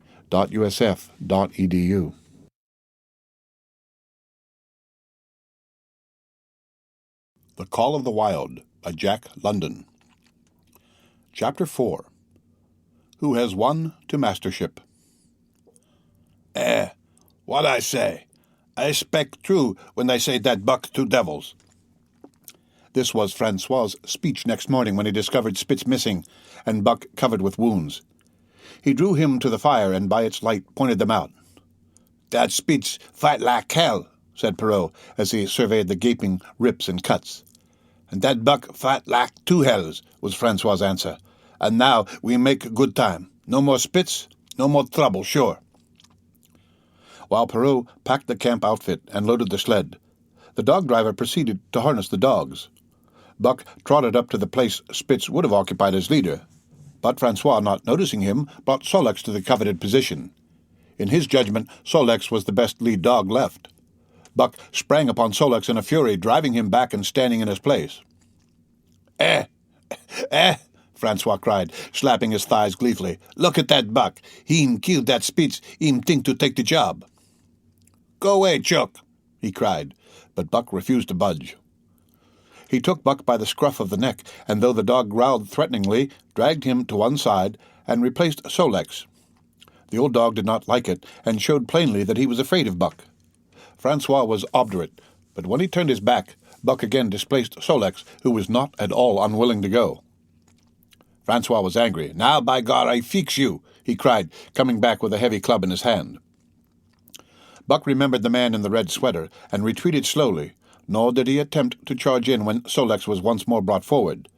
But he circled just beyond the range of the club, snarling with bitterness and rage, and while he circled, he watched the club so as to dodge it if thrown by Francois, for he was become wise in the way of clubs. The driver went about his work, and he called to Buck when he was ready to put him in his old place in front of Dave. Buck retreated 2 or 3 steps. Francois followed him up, whereupon he again retreated. After some time of this, Francois threw down the club, thinking that Buck feared a thrashing. But Buck was in open revolt. He wanted not to escape a clubbing, but to have the leadership. It was his by right. He had earned it, and he would not be content with less. Perrault took a hand. Between them, they ran him about for the better part of an hour. They threw clubs at him. He dodged. They cursed him, and his fathers and mothers before him, and all his seed to come after him, down to the remotest generation, and in every hair on his body and drop of blood in his veins. And he answered curse with snarl, and kept out of their reach. He did not try to run away, but retreated around and around the camp, advertising plainly that when his desire was met, he would come in and be good.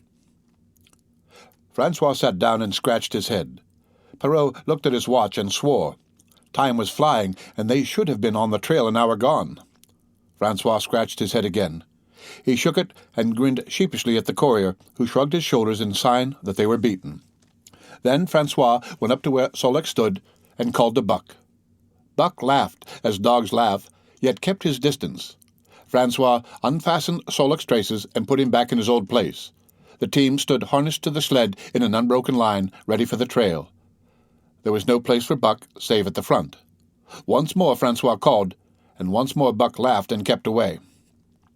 Throw down the club, Perrault commanded.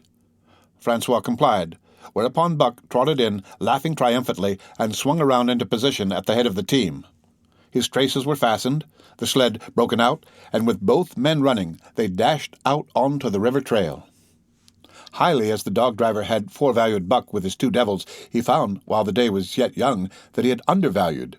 At a bound, Buck took up the duties of leadership, and where judgment was required and quick thinking and quick acting, he showed himself the superior even of Spitz, of whom Francois had never seen an equal. But it was in giving the law and making his mates live up to it that Buck excelled. Dave and Solex did not mind the change in leadership. It was none of their business. Their business was to toil, and toil mightily in the traces. So long as that were not interfered with, they did not care what happened. Billy, the good-natured, could lead for all they cared, so long as he kept order. The rest of the team, however, had grown unruly during the last days of Spitz, and their surprise was great now that Buck proceeded to lick them into shape. Pike, who pulled at Buck's heels, and who never put an ounce more of his weight against the breastband than he was compelled to do, was swiftly and repeatedly shaken for loafing, and ere the first day was done, he was pulling more than ever before in his life. The first night in camp, Joe, the sour one, was punished roundly, a thing that Spitz had never succeeded in doing. Buck simply smothered him by virtue of superior weight, and cut him up till he ceased snapping and began to whine for mercy. The general tone of the team picked up immediately. It recovered its old-time solidarity, and once more the dogs leaped as one dog in the traces.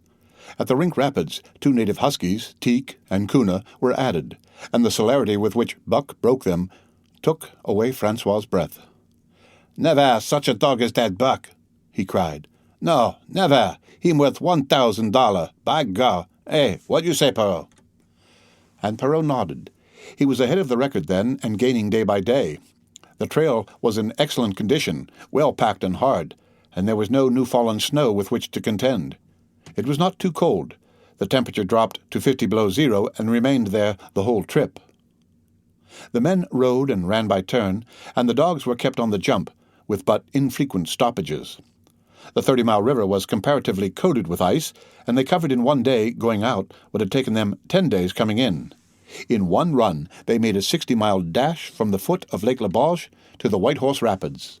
Across Marsh, Tagish, and Bennett, 70 miles of lakes, they flew so fast that the man whose turn it was to run towed behind the sled at the end of a rope. And on the last night of the second week they topped White Pass and dropped down the sea slope with the lights of Skagway and of the shipping at their feet. It was a record run. Each day, for 14 days, they had averaged 40 miles. For 3 days, Perrault and Francois threw chests up and down the main street of Skagway and were deluged with invitations to drink, while the team was the constant center of a worshipful crowd of dogbusters and mushers. Then 3 or 4 Western badmen aspired to clean out the town, were riddled with pepper boxes for their pains, and public interest turned to other idols. Next came official orders. Francois called Buck to him, threw his arms around him, wept over him. And that was the last of Francois and Perrault. Like other men, they passed out of Buck's life for good.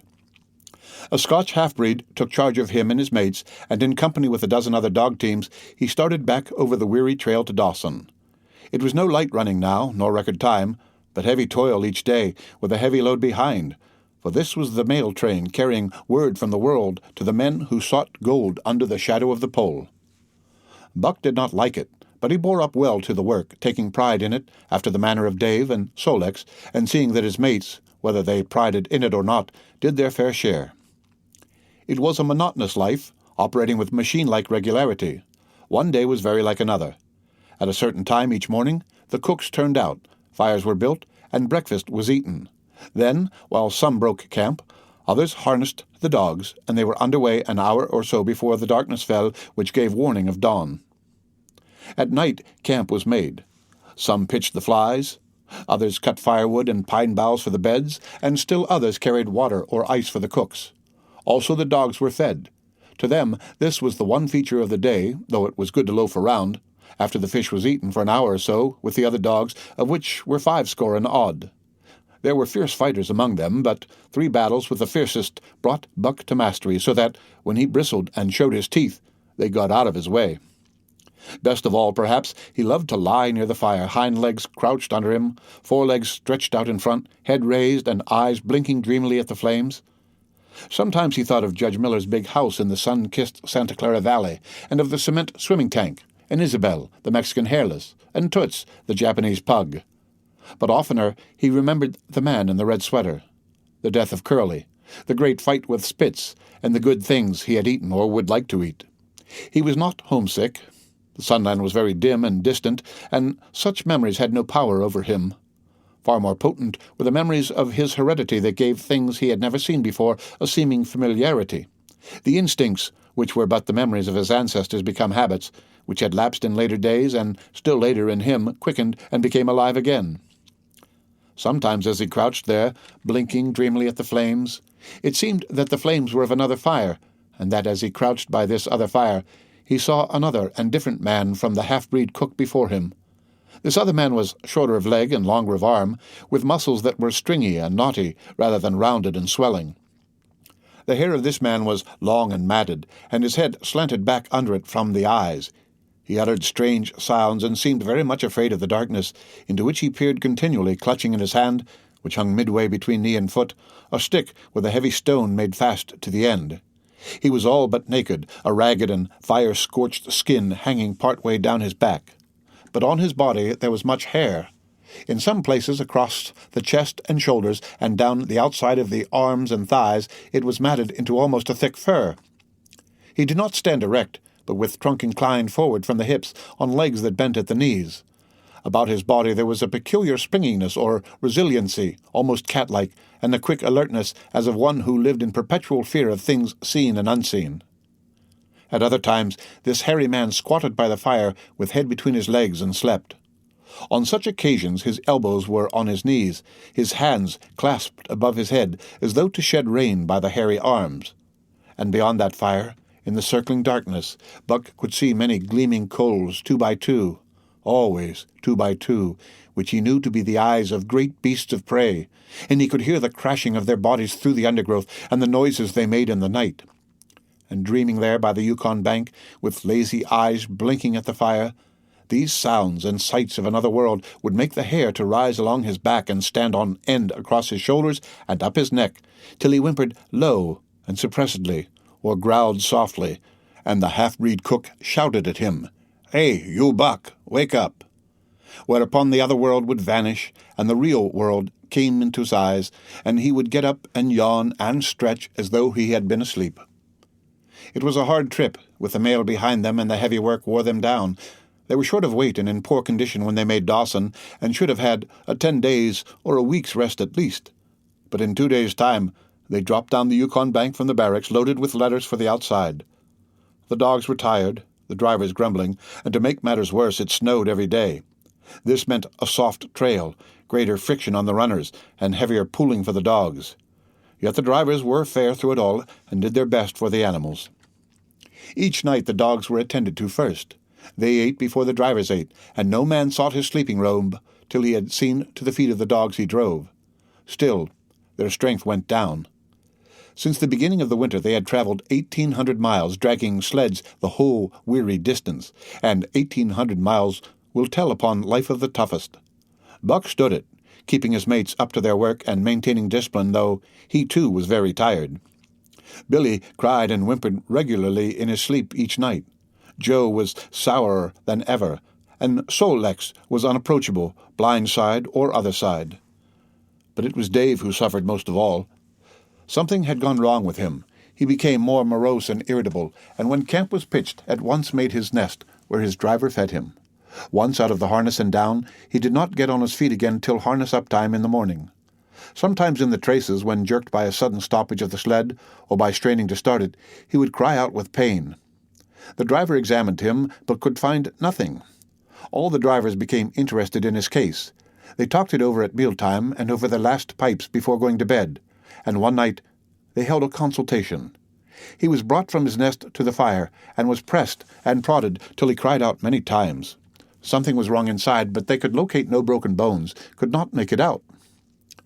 By the time Cassiar Bar was reached, he was so weak that he was falling repeatedly in the traces. The Scotch half-breed called a halt, and took him out of the team, making the next dog, Sol-leks, fast to the sled. His intention was to rest Dave, letting him run free behind the sled. Sick as he was, Dave resented being taken out, grunting and growling while the traces were unfastened, and whimpering broken-heartedly when he saw Sol-leks in the position he had held and served so long. For the pride of trace and trail was his, and, sick unto death, he could not bear that another dog should do his work. When the sled started, he floundered in the soft snow alongside the beaten trail, attacking Sol-leks with his teeth, rushing against him and trying to thrust him off into the soft snow on the other side, striving to leap inside his traces and get between him and the sled. And all the while whining and yelping and crying with grief and pain. The half-breed tried to drive him away with the whip, but he paid no heed to the stinging lash, and the man had not the heart to strike harder. Dave refused to run quietly on the trail behind the sled where the going was easy, but continued to flounder alongside in the soft snow where the going was most difficult till exhausted. Then he fell, and lay where he fell, howling lugubriously as the long train of sleds churned by. With the last remnant of his strength, he managed to stagger along behind till the train made another stop, when he floundered past the sledge to his own, where he stood alongside Sol-leks. His driver lingered a moment to get a light for his pipe from the man behind. Then he returned and started his dogs. They swung out on the trail with remarkable lack of exertion, turned their heads uneasily, and stopped in surprise. The driver was surprised, too. The sled had not moved. He called his comrades to witness the sight. Dave had bitten through both of Sol-leks's traces and was standing directly in front of the sled in his proper place. He pleaded with his eyes to remain there. The driver was perplexed. His comrades talked of how a dog could break its heart through being denied the work that killed it, and recalled instances they had known where dogs, too old for the toil or injured, had died because they were cut out of the traces. Also, they held it a mercy, since Dave was to die anyway, that he should die in the traces, heart easy and content. So he was harnessed in again, and proudly he pulled as of old, though more than once he cried out involuntarily from the bite of his inward hurt. Several times he fell down and was dragged in the traces, and once the sled ran upon him so that he limped thereafter in one of his hind legs. But he held out till camp was reached, when his driver made a place for him by the fire. Morning found him too weak to travel. At harness-up time he tried to crawl to his driver. By convulsive efforts he got on his feet, staggered, and fell. Then he wormed his way forward slowly toward where the harnesses were being put on his mates. He would advance his forelegs and drag up his body with a sort of hitching movement, when he would advance his forelegs and hitch ahead again for a few more inches. His strength left him, and the last his mates saw of him, he lay gasping in the snow and yearning toward them. But they could hear him mournfully howling till they passed out of sight behind a belt of river timber. Here the train was halted. The Scotch half-breed slowly retraced his steps to the camp they had left. The men ceased talking. A revolver shot rang out. The man came back hurriedly. The whips snapped. The bells tinkled merrily. The sleds churned along the trail. But Buck knew, and every dog knew, what had taken place behind the belt of river trees. The end of Chapter 4 of Jack London's The Call of the Wild. Read by Rick Kishner for Lit2Go. On the web at fcit.usf.edu.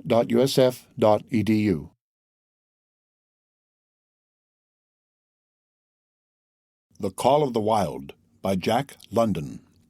Chapter 5. The Toil of Trace and Trail. 30 days from the time it left Dawson, the saltwater mail, with Buck and his mates at the fore, arrived at Skagway. They were in a wretched state, worn out and worn down. Buck's 140 pounds had dwindled to 115. The rest of his mates, though lighter dogs, had relatively lost more weight than he. Pike, the malingerer, who in his lifetime of deceit had often successfully feigned a hurt leg, was now limping in earnest. Sol-leks was limping, and Dub was suffering from a wrenched shoulder blade. They were all terribly footsore. No spring or rebound was left in them. Their feet fell heavily on the trail, jarring their bodies and doubting the fatigue of a day's travel. There was nothing the matter with them except that they were dead tired. It was not the dead tiredness that comes through brief and excessive effort, from which recovery is a matter of hours, but it was the dead tiredness that comes through the slow and prolonged strength drainage of months of toil. There was no power of recuperation left, no reserve strength to call upon. It had been all used, the last bit of it. Every muscle, every fiber, every cell was tired, dead tired, and there was reason for it. In less than 5 months they had traveled 2,500 miles, during the last 1,800 of which they had had but 5 days' rest. When they arrived at Skagway, they were apparently on their last legs. They could barely keep the traces taut, and on the downgrades just managed to keep out of the way of the sled. "Mush on, poor sore feets," the driver encouraged them as they tottered down the main street of Skagway. "This is the last. Then we get one long rest, eh? For sure, one bully long rest." The drivers confidently expected a long stopover. Themselves they had covered 1,200 miles with 2 days' rest, and in the nature of reason and common justice they deserved an interval of loafing. But so many were the men who had rushed into the Klondike, and so many were the sweethearts, wives, and kin that had not rushed in, that the congested mail was taking on alpine proportions. Also, there were official orders. Fresh batches of Hudson Bay dogs were to take the places of those worthless for the trail. The worthless ones were to be got rid of, and, since dogs count for little against dollars, they were to be sold. 3 days passed, by which time Buck and his mates found how really tired and weak they were. Then, on the morning of the 4th day, 2 men from the States came along and bought them, harness and all, for a song. The men addressed each other as Hal and Charles. Charles was a middle-aged, lightish-colored man with weak and watery eyes and a mustache that twisted fiercely and vigorously up, giving the lie to the limply drooping lip it concealed. Hal was a youngster of 19 or 20, with a big Colt's revolver and a hunting knife strapped about him on a belt that fairly bristled with cartridges. This belt was the most salient thing about him. It advertised his callowness, a callowness sheer and unutterable. Both men were manifestly out of place, and why such as they should adventure the north is part of the mystery of things that passes understanding. Buck heard the chaffering, saw the money pass between the man and the government agent, and knew that the Scotch half-breed and the mail-train drivers were passing out of his life on the heels of Perrault and Francois and the others who had gone before. When driven with his mates to the new owner's camp, Buck saw a slipshod and slovenly affair, tent half-stretched, dishes unwashed, everything in disorder. Also he saw a woman, Mercedes, the men called her. She was Charles's wife and Hal's sister, a nice family party. Buck watched them apprehensively as they proceeded to take down the tent and load the sled. There was a great deal of effort about their manner, but no businesslike method. The tent was rolled into an awkward bundle 3 times as large as it should have been. The tin dishes were packed away unwashed. Mercedes continually fluttered in the way of her men and kept up an unbroken chattering of remonstrance and advice. When they put a clothes sack on the front of the sled, she suggested it should go on the back, and when they had put it on the back and covered it over with a couple of other bundles, she discovered overlooked articles which could abide nowhere else but in that very sack, and they unloaded again. 3 men from a neighboring tent came out and looked on, grinning and winking at one another. "You've got a right smart load as it is," said one of them, "and it's not me who should tell you your business, but I wouldn't tote that tent along if I was you." "Undreamed of!" cried Mercedes, throwing up her hands in dainty dismay. "However in the world could I manage without a tent?" "It's springtime, and you won't get any more cold weather," the man replied. She shook her head decidedly, and Charles and Hal put the last odds and ends on top the mountainous load. "Think it'll ride?" one of the men asked. "Why shouldn't it?" Charles demanded rather shortly. "Oh, that's all right, the man hastened meekly to say. "I was just a-wonderin', that's all. It seemed a mite top-heavy." Charles turned his back and drew the lashings down as well as he could, which was not in the least well. "And, of course, the dogs can hike along all day with that contraction behind them," affirmed a second of the men. "Certainly," said Hal, with freezing politeness, taking hold of the gee-pole with one hand and swinging his whip from the other. "Mush," he shouted. "Mush on there." The dogs sprang against the breastbands, strained hard for a few moments, then relaxed. They were unable to move the sled. "The lazy brutes, I'll show them," he cried, preparing to lash out at them with the whip. But Mercedes interfered, crying, "Oh, Hal, you mustn't," as she caught hold of the whip and wrenched it from him. "The poor dears. Now you must promise you won't be harsh with them for the rest of the trip, or I won't go a step." "Precious lot you know about dogs," her brother sneered, "and I wish you'd leave me alone. They're lazy, I tell you, and you've got to whip them to get anything out of them. That's their way. You ask anyone. Ask one of those men." Mercedes looked at them imploringly, untold repugnance at sight of pain written in her pretty face. "They're weak as water, if you want to know," came the reply from one of the men. "Plumb tuckered out, that's what's the matter. They need a rest." "Rest be blanked," said Hal, with his beardless lips, and Mercedes said, "Oh," in pain and sorrow at the oath. But she was a clannish creature, and rushed at once to the defense of her brother. "Never mind that man," she said pointedly. "You're driving our dogs, and you do what you think best with them." Again Hal's whip fell upon the dogs. They threw themselves against the breastbands, dug their feet into the packed snow, got down low to it, and put forth all their strength. The sled held as though it were an anchor. After 2 efforts, they stood still, panting. The whip was whistling savagely when once more Mercedes interfered. She dropped on her knee before Buck, with tears in her eyes, and put her arms around his neck. "You poor, poor dears," she cried sympathetically. "Why don't you pull hard? Then you won't be whipped." Buck did not like her, but he was feeling too miserable to resist her, taking it as part of the day's miserable work. One of the onlookers, who had been clenching his teeth to suppress hot speech, now spoke up. "It's not that I care a whoop what becomes of you, but for the dogs' sakes, I just want to tell you, you can help them a mighty lot by breaking out that sled. The runners are froze fast. Throw your weight against the G-pole right and left and break it out." A third time the attempt was made, but this time, following the advice, Hal broke out the runners which had been frozen to the snow. The overloaded and unwieldy sled forged ahead, Buck and his mates struggling frantically under the rain of blows. 100 yards ahead, the path turned and sloped steeply into the main street. It would have required an experienced man to keep the top-heavy sled upright, and Hal was not such a man.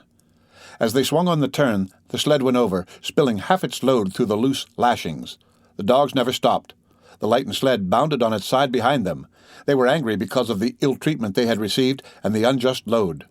Buck was raging. He broke into a run, the team following his lead. Hal cried, "Whoa, whoa," but they gave no heed. He tripped and was pulled off his feet. The capsized sled ground over him, and the dogs dashed on up the street, adding to the gaiety of Skagway as they scattered the remainder of the outfit along its chief thoroughfare. Kind-hearted citizens caught the dogs and gathered up the scattered belongings. Also they gave advice. Half the load and twice the dogs if they ever expected to reach Dawson was what was said. Hal and his sister and brother-in-law listened unwillingly, pitched tent, and overhauled the outfit. Canned goods were turned out that made men laugh, for canned goods on the long trail is a thing to dream about. "Blankets for a hotel," quoth one of the men who laughed and helped. "Half as many is too much. Get rid of them. Throw away that tent and all those dishes. Who's going to wash them anyway? Good Lord, do you think you're traveling on a Pullman?" And so it went, the inexorable elimination of the superfluous. Mercedes cried when her clothes bags were dumped on the ground, and article after article was thrown out. She cried in general, and she cried in particular over each discarded thing. She clasped hands about knees, rocking back and forth broken-heartedly. She averred she would not go an inch, not for a dozen Charleses. She appealed to everybody and to everything, finally wiping her eyes, and proceeding to cast out even articles of apparel that were imperative necessaries. And, in her zeal, when she had finished with her own, she attacked the belongings of her men and went through them like a tornado. This accomplished, the outfit, though cut in half, was still a formidable bulk. Charles and Hal went out in the evening and bought 6 outside dogs. These, added to the 6 of the original team, and Teek and Kuna, the huskies obtained at the Rink Rapids on the record trip, brought the team up to 14. But the outside dogs, though practically broken in since their landing, did not amount to much. 3 were short-haired pointers. 1 was a Newfoundland, and the other 2 were mongrels of indeterminate breed. They did not seem to know anything, these newcomers. Buck and his comrades looked upon them with disgust, and though he speedily taught them their places and what not to do, he could not teach them what to do. They did not take kindly to trace and trail. With the exception of the 2 mongrels, they were bewildered and spirit-broken by the strange, savage environment in which they found themselves, and by the ill treatment they had received. The 2 mongrels were without spirit at all. Bones were the only thing breakable about them. With the newcomers hopeless and forlorn, and the old team worn out by 2,500 miles of continuous trail, the outlook was anything but bright. The 2 men, however, were quite cheerful, and they were proud, too. They were doing the thing in style with 14 dogs. They had seen other sleds depart over the pass for Dawson, or come in from Dawson, but never had they seen a sled with so many as 14 dogs. In the nature of Arctic travel, there was a reason why 14 dogs should not drag one sled, and that was that one sled could not carry the food for 14 dogs. But Charles and Hal did not know this. They had worked the trip out with a pencil, so much to a dog, so many dogs, so many days, QED. Mercedes looked over their shoulders and nodded comprehensively. It was all so very simple. Late next morning, Buck led the long team up the street. There was nothing lively about it, no snap or go in him, and his fellows, they were starting dead weary. 4 times he had covered the distance between Saltwater and Dawson, and the knowledge that, jaded and tired, he was facing the same trail once more made him bitter. His heart was not in the work, nor was the heart of any dog. The outsides were timid and frightened, the insides without confidence in their masters. Buck felt vaguely that there was no depending upon these 2 men and the woman. They did not know how to do anything, and as the days went by, it became apparent that they could not learn. They were slack in all things, without order or discipline. It took them half the night to pitch a slovenly camp and half the morning to break that camp and get the sled loaded in fashion so slovenly that for the rest of the day they were occupied in stopping and rearranging the load. Some days they did not make 10 miles. On other days they were unable to get started at all, and on no day did they succeed in making more than half the distance used by the men as a basis in their dog food computation. It was inevitable that they should go short on dog food, but they hastened it by overfeeding, bringing the day nearer when underfeeding would commence. The outside dogs, whose digestions had not been trained by chronic famine to make the most of little, had voracious appetites, and when, in addition to this, the worn-out huskies pulled weakly, Hal decided that the orthodox ration was too small. He doubled it, and to cap it all, when Mercedes, with tears in her pretty eyes and a quaver in her throat, could not cajole him into giving the dogs still more, she stole from the fish sacks and fed them slyly. But it was not food that Buck and the huskies needed, but rest, and though they were making poor time, the heavy load they dragged sapped their strength severely. Then came the underfeeding.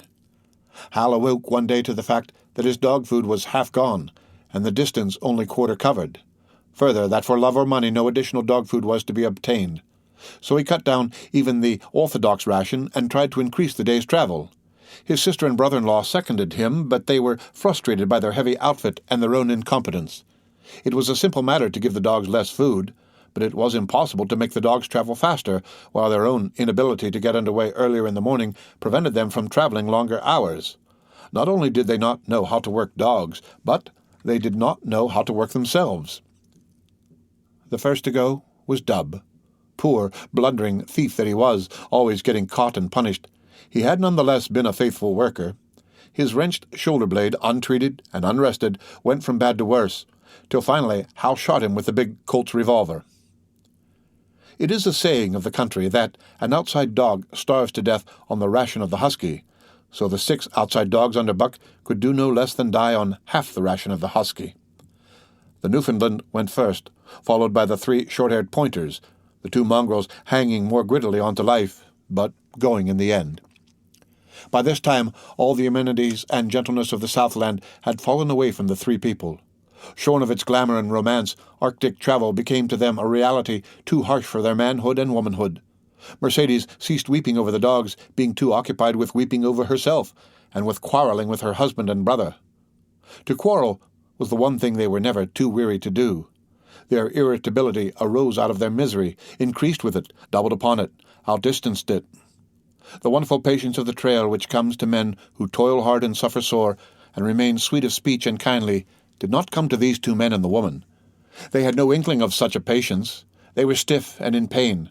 Their muscles ached, their bones ached, their very hearts ached, and because of this they became sharp of speech, and hard words were first on their lips in the morning and last at night. Charles and Hal wrangled whenever Mercedes gave them a chance. It was the cherished belief of each that he did more than his share of the work, and neither forbore to speak this belief at every opportunity. Sometimes Mercedes sided with her husband, sometimes with her brother. The result was a beautiful and unending family quarrel. Starting from a dispute as to which should chop a few sticks for the fire, a dispute which concerned only Charles and Hal, presently would be lugged in the rest of the family, fathers, mothers, uncles, cousins, people thousands of miles away, and some of them dead. That Hal's views on art or the sort of society plays his mother's brother wrote should have anything to do with the chopping of a few sticks of firewood passes comprehension. Nevertheless, the quarrel was as likely to tend in that direction as in the direction of Charles' political prejudices, and that Charles's sister's tale-bearing tongue should be relevant to the building of a Yukon fire was apparent only to Mercedes, who disburdened herself of copious opinions upon that topic, and incidentally upon a few other traits unpleasantly peculiar to her husband's family. In the meantime, the fire remained unbuilt, the camp half-pitched, and the dogs unfed. Mercedes nursed a special grievance, the grievance of sex. She was pretty and soft, and had been chivalrously treated all her days. But the present treatment by her husband and brother was everything save chivalrous. It was her custom to be helpless, they complained, upon which impeachment of what to her was her most essential sex prerogative, she made their lives unendurable, She no longer considered the dogs, and because she was sore and tired, she persisted in riding on the sled. She was pretty and soft, but she weighed 120 pounds, a lusty last straw to the load dragged by the weak and starving animals. She rode for days till they fell in the traces, and the sled stood still. Charles and Hal begged her to get off and walk, pleaded with her, entreated, the while she wept and importuned heaven with a recital of their brutality. On one occasion they took her off the sled by main strength. They never did it again. She let her legs go limp like a spoiled child and sat down on the trail. They went on their way, but she did not move. After they had traveled 3 miles, they unloaded the sled, came back for her, and by main strength put her on the sled again. In the excess of their own misery, they were callous to the suffering of the animals. Hal's theory, which he practiced on others, was that one must get hardened. He had started out preaching it to his sister and brother-in-law. Failing there, he hammered it into the dogs with a club. At the 5 Fingers, the dog food gave out, and a toothless old squaw offered to trade them a few pounds of frozen horsehide for the Colt's revolver that kept the big hunting knife company at Hal's hip. A poor substitute for food was this hide, just as it had been stripped from the starved horses of the cattlemen 6 months back. In its frozen state, it was more like strips of galvanized iron, and when a dog wrestled it into his stomach, it thawed into thin and innutritious leathery strings and into a mass of short hair, irritating and indigestible. And through it all, Buck staggered along at the head of the team as in a nightmare. He pulled when he could. When he could no longer pull, he fell down and remained down till blows from whip or club drove him to his feet again. All the stiffness and gloss had gone out of his beautiful furry coat. The hair hung down, limp and draggled or matted with dried blood where Hal's club had bruised him. His muscles had wasted away to knotty strings, and the flesh pads had disappeared so that each rib and every bone in his frame were outlined cleanly through the loose hide that was wrinkled in folds of emptiness. It was heartbreaking. Only Buck's heart was unbreakable. The man in the red sweater had proved that. As it was with Buck, so was it with his mates. They were perambulating skeletons. There were 7 altogether, including him. In their very great misery, they had become insensible to the bite of the lash or the bruise of the club. The pain of the beating was dull and distant, just as the things their eyes saw and their ears heard seemed dull and distant. They were not half living or quarter living. They were simply so many bags of bones in which sparks of life fluttered faintly. When a halt was made, they dropped down in the traces like dead dogs, and the spark dimmed and paled and seemed to go out. And when the club or whip fell upon them, the spark fluttered feebly up, and they tottered to their feet and staggered on. There came a day when Billy, the good-natured, fell and could not rise. Hal had traded off his revolver, so he took the axe and knocked Billy on the head as he lay in the traces, then cut the carcass out of the harness and dragged it to one side. Buck saw, and his mates saw, and they knew that this thing was very close to them. On the next day Kuna went, and but 5 of them remained.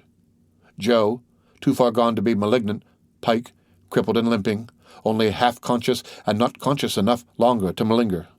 Solex, the one-eyed, still faithful to the toil of trace and trail, and mournful in that he had so little strength with which to pull. Teek, who had not travelled so far that winter, and who was now beaten more than the others because he was fresher, and Buck still at the head of the team, but no longer enforcing discipline, or striving to enforce it, blind with weakness half the time, and keeping the trail by the loom of it and by the dim feel of his feet. It was beautiful spring weather, but neither dogs nor humans were aware of it. Each day the sun rose earlier and set later. It was dawn by 3 in the morning, and twilight lingered till 9 at night. The whole long day was a blaze of sunshine. The ghostly winter silence had given way to the great spring murmur of awakening life. This murmur arose from all the land, fraught with the joy of living. It came from the things that lived and moved again, things which had been as dead and which had not moved during the long months of frost. The sap was rising in the pines. The willows and aspens were bursting out in young buds. Shrubs and vines were putting on fresh garbs of green. Crickets sang in the nights, and in the days all manner of creeping, crawling things rustled forth into the sun. Partridges and woodpeckers were booming and knocking in the forest. Squirrels were chattering, birds singing, and overhead honked the wild fowl, driving up from the south in cunning wedges that split the air. From every hill slope came the trickle of running water, the music of unseen fountains. All things were thawing, bending, snapping. The Yukon was straining to break loose the ice that bound it down. It ate away from beneath. The sun ate from above. Air holes formed. Fissures sprang and spread apart, while thin sections of ice fell through bodily into the river. And amid all this bursting, rending, throbbing of awakening life, under the blazing sun and through the soft sighing breezes, like wayfarers to death, staggered the two men, the woman, and the huskies. With the dogs falling, Mercedes weeping and riding, Hal swearing innocuously, and Charles's eyes wistfully watering, they staggered into John Thornton's camp at the mouth of White River. When they halted, the dogs dropped down as though they had all been struck dead.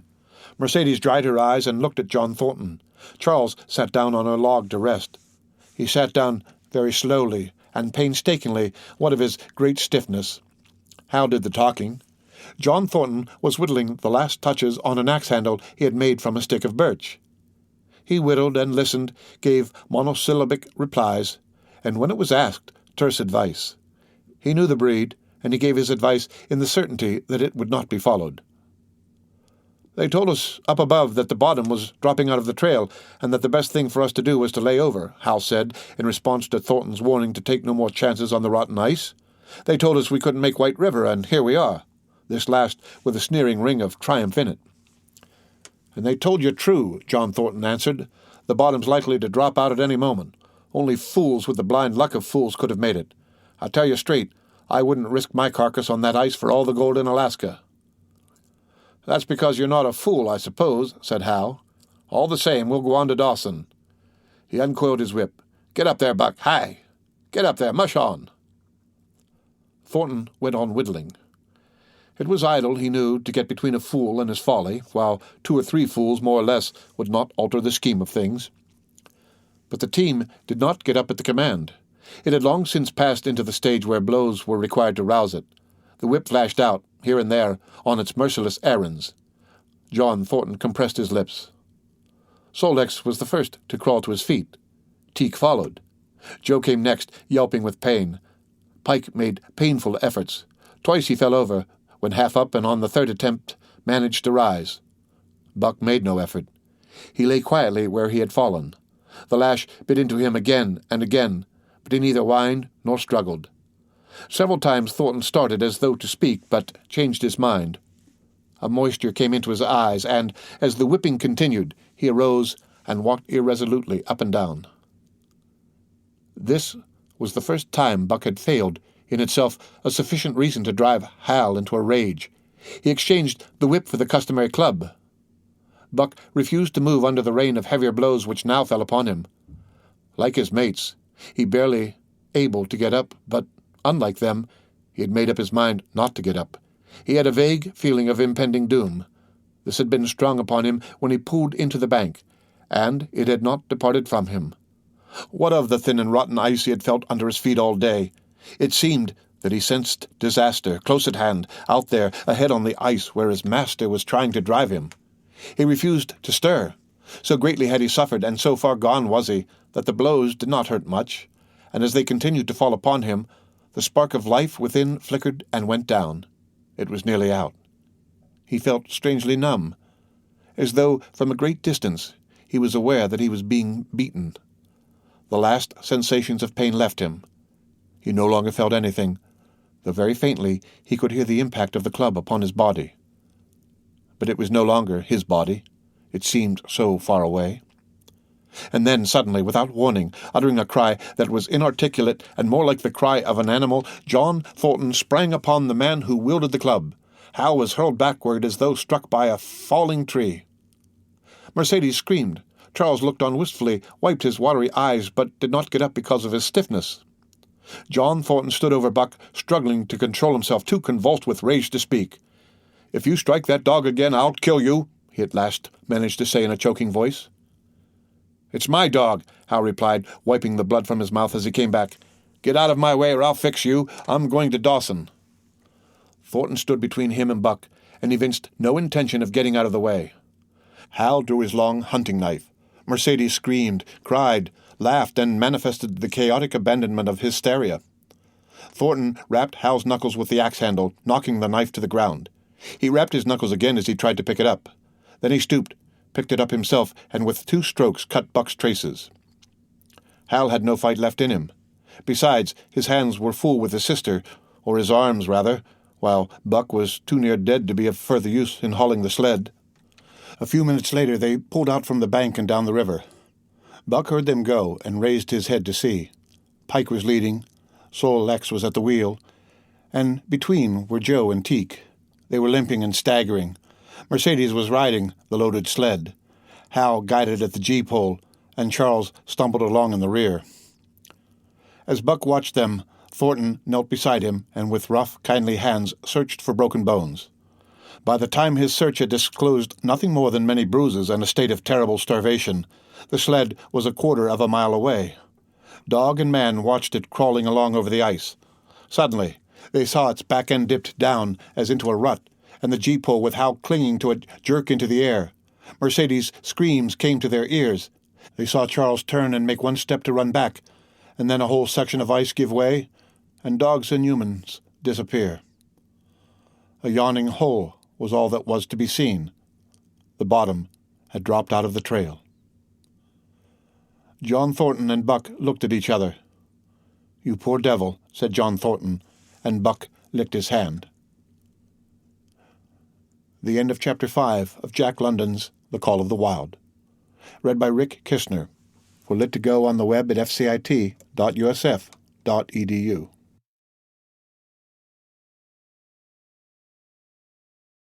The Call of the Wild by Jack London. Chapter 6. For the Love of a Man. When John Thornton froze his feet in the previous December, his partners had made him comfortable and left him to get well, going on themselves up the river to get out a raft of saw logs for Dawson. He was still limping slightly at the time he rescued Buck, but with the continued warm weather even the slight limp left him, and here, lying by the riverbank through the long spring days, watching the running water, listening lazily to the songs of birds and the hum of nature, Buck slowly won back his strength.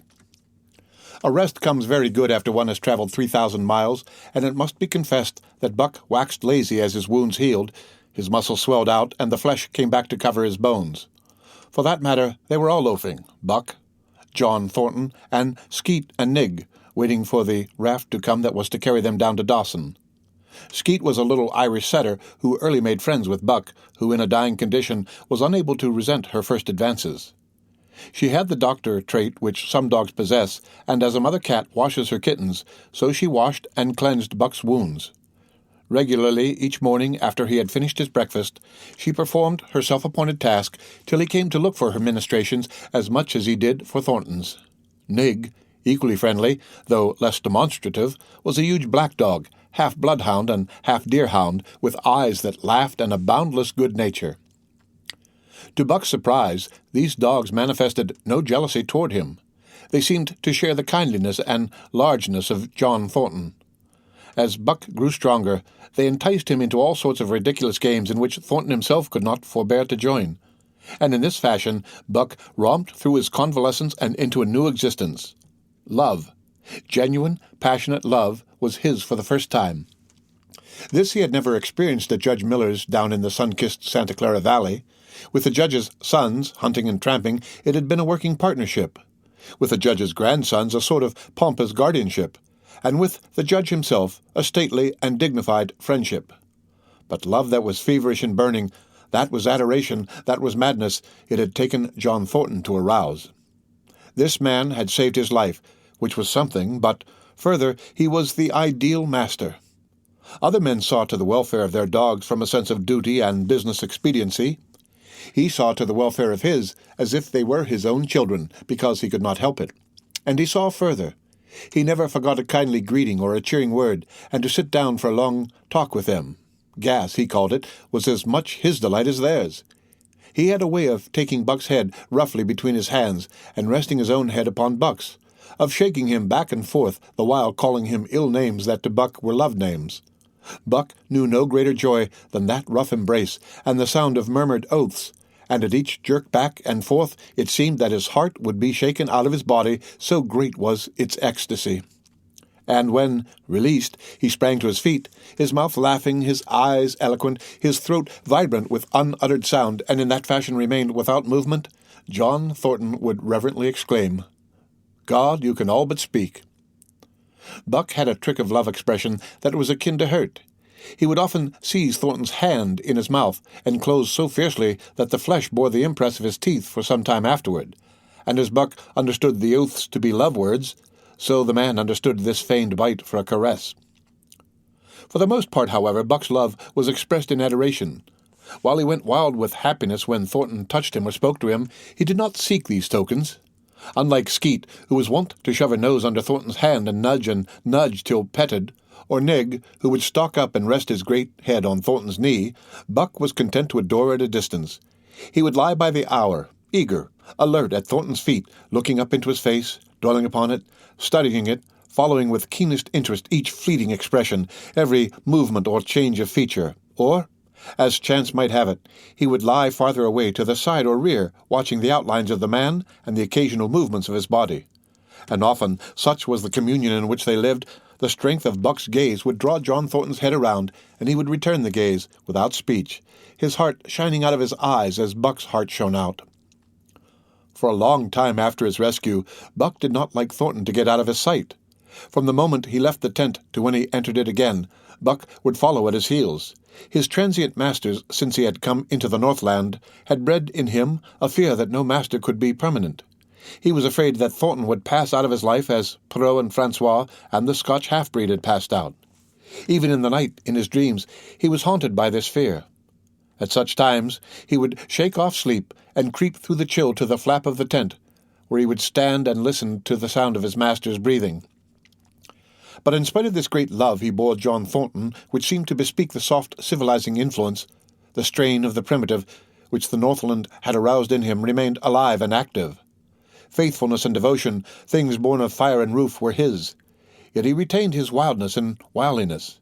He was a thing of the wild, come in from the wild to sit by John Thornton's fire, rather than a dog of the soft Southland, stamped with the marks of generations of civilization. Because of his very great love, he could not steal from this man, but from any other man in any other camp he did not hesitate an instant, while the cunning with which he stole enabled him to escape detection. His face and body were scored by the teeth of many dogs, and he fought as fiercely as ever and more shrewdly. Skeet and Nig were too good-natured for quarrelling. Besides, they belonged to John Thornton. But the strange dog, no matter what the breed or valor, swiftly acknowledged Buck's supremacy, or found himself struggling for life with a terrible antagonist. And Buck was merciless. He had learned well the law of club and fang, and he never forewent an advantage or drew back from a foe he had started on the way to death. He had lessoned from Spitz and from the chief fighting dogs of the police and mail, and knew there was no middle course. He must master or be mastered, while to show mercy was a weakness. Mercy did not exist in the primordial life. It was misunderstood for fear, and such misunderstandings made for death. Kill or be killed, eat or be eaten, was the law, and this mandate, down out of the depths of time, he obeyed. He was older than the days he had seen and the breaths he had drawn. He linked the past with the present, and the eternity behind him throbbed through him in a mighty rhythm to which he swayed as the tides and seasons swayed. He sat by John Thornton's fire, a broad-breasted dog, white-fanged and long-furred, but behind him were the shades of all manner of dogs, half-wolves and wild wolves, urgent and prompting, tasting the savour of the meat he ate, thirsting for the water he drank, scenting the wind with him, listening with him, and telling him the sounds made by the wild life in the forest, dictating his moods, directing his actions, lying down to sleep with him when he lay down, and dreaming with him and beyond him, and becoming themselves the stuff of his dreams. So peremptorily did these shades beckon him, that each day mankind and the claims of mankind slipped farther from him. Deep in the forest a call was sounding, and as often as he heard this call, mysteriously thrilling and luring, he felt compelled to turn his back upon the fire and the beaten earth around it, and to plunge into the forest, and on, he knew not where or why. Nor did he wonder where or why, the call sounding imperiously deep in the forest. But as often as he gained the soft, unbroken earth and the green shade, the love for John Thornton drew him back to the fire again. Thornton alone held him. The rest of mankind was as nothing. Chance travellers might praise or pet him, but he was cold under it all, and from a too demonstrative man he would get up and walk away. When Thornton's partners, Hans and Pete, arrived on the long-expected raft, Buck refused to notice them till he learned they were close to Thornton. After that, he tolerated them in a passive sort of way, accepting favours from them as though he favoured them by accepting. They were of the same large type as Thornton, living close to the earth, thinking simply and seeing clearly. And ere they swung the raft into the big eddy by the sawmill at Dawson, they understood Buck and his ways, and did not insist upon an intimacy such as obtained with Skeet and Nig. For Thornton, however, his love seemed to grow and grow.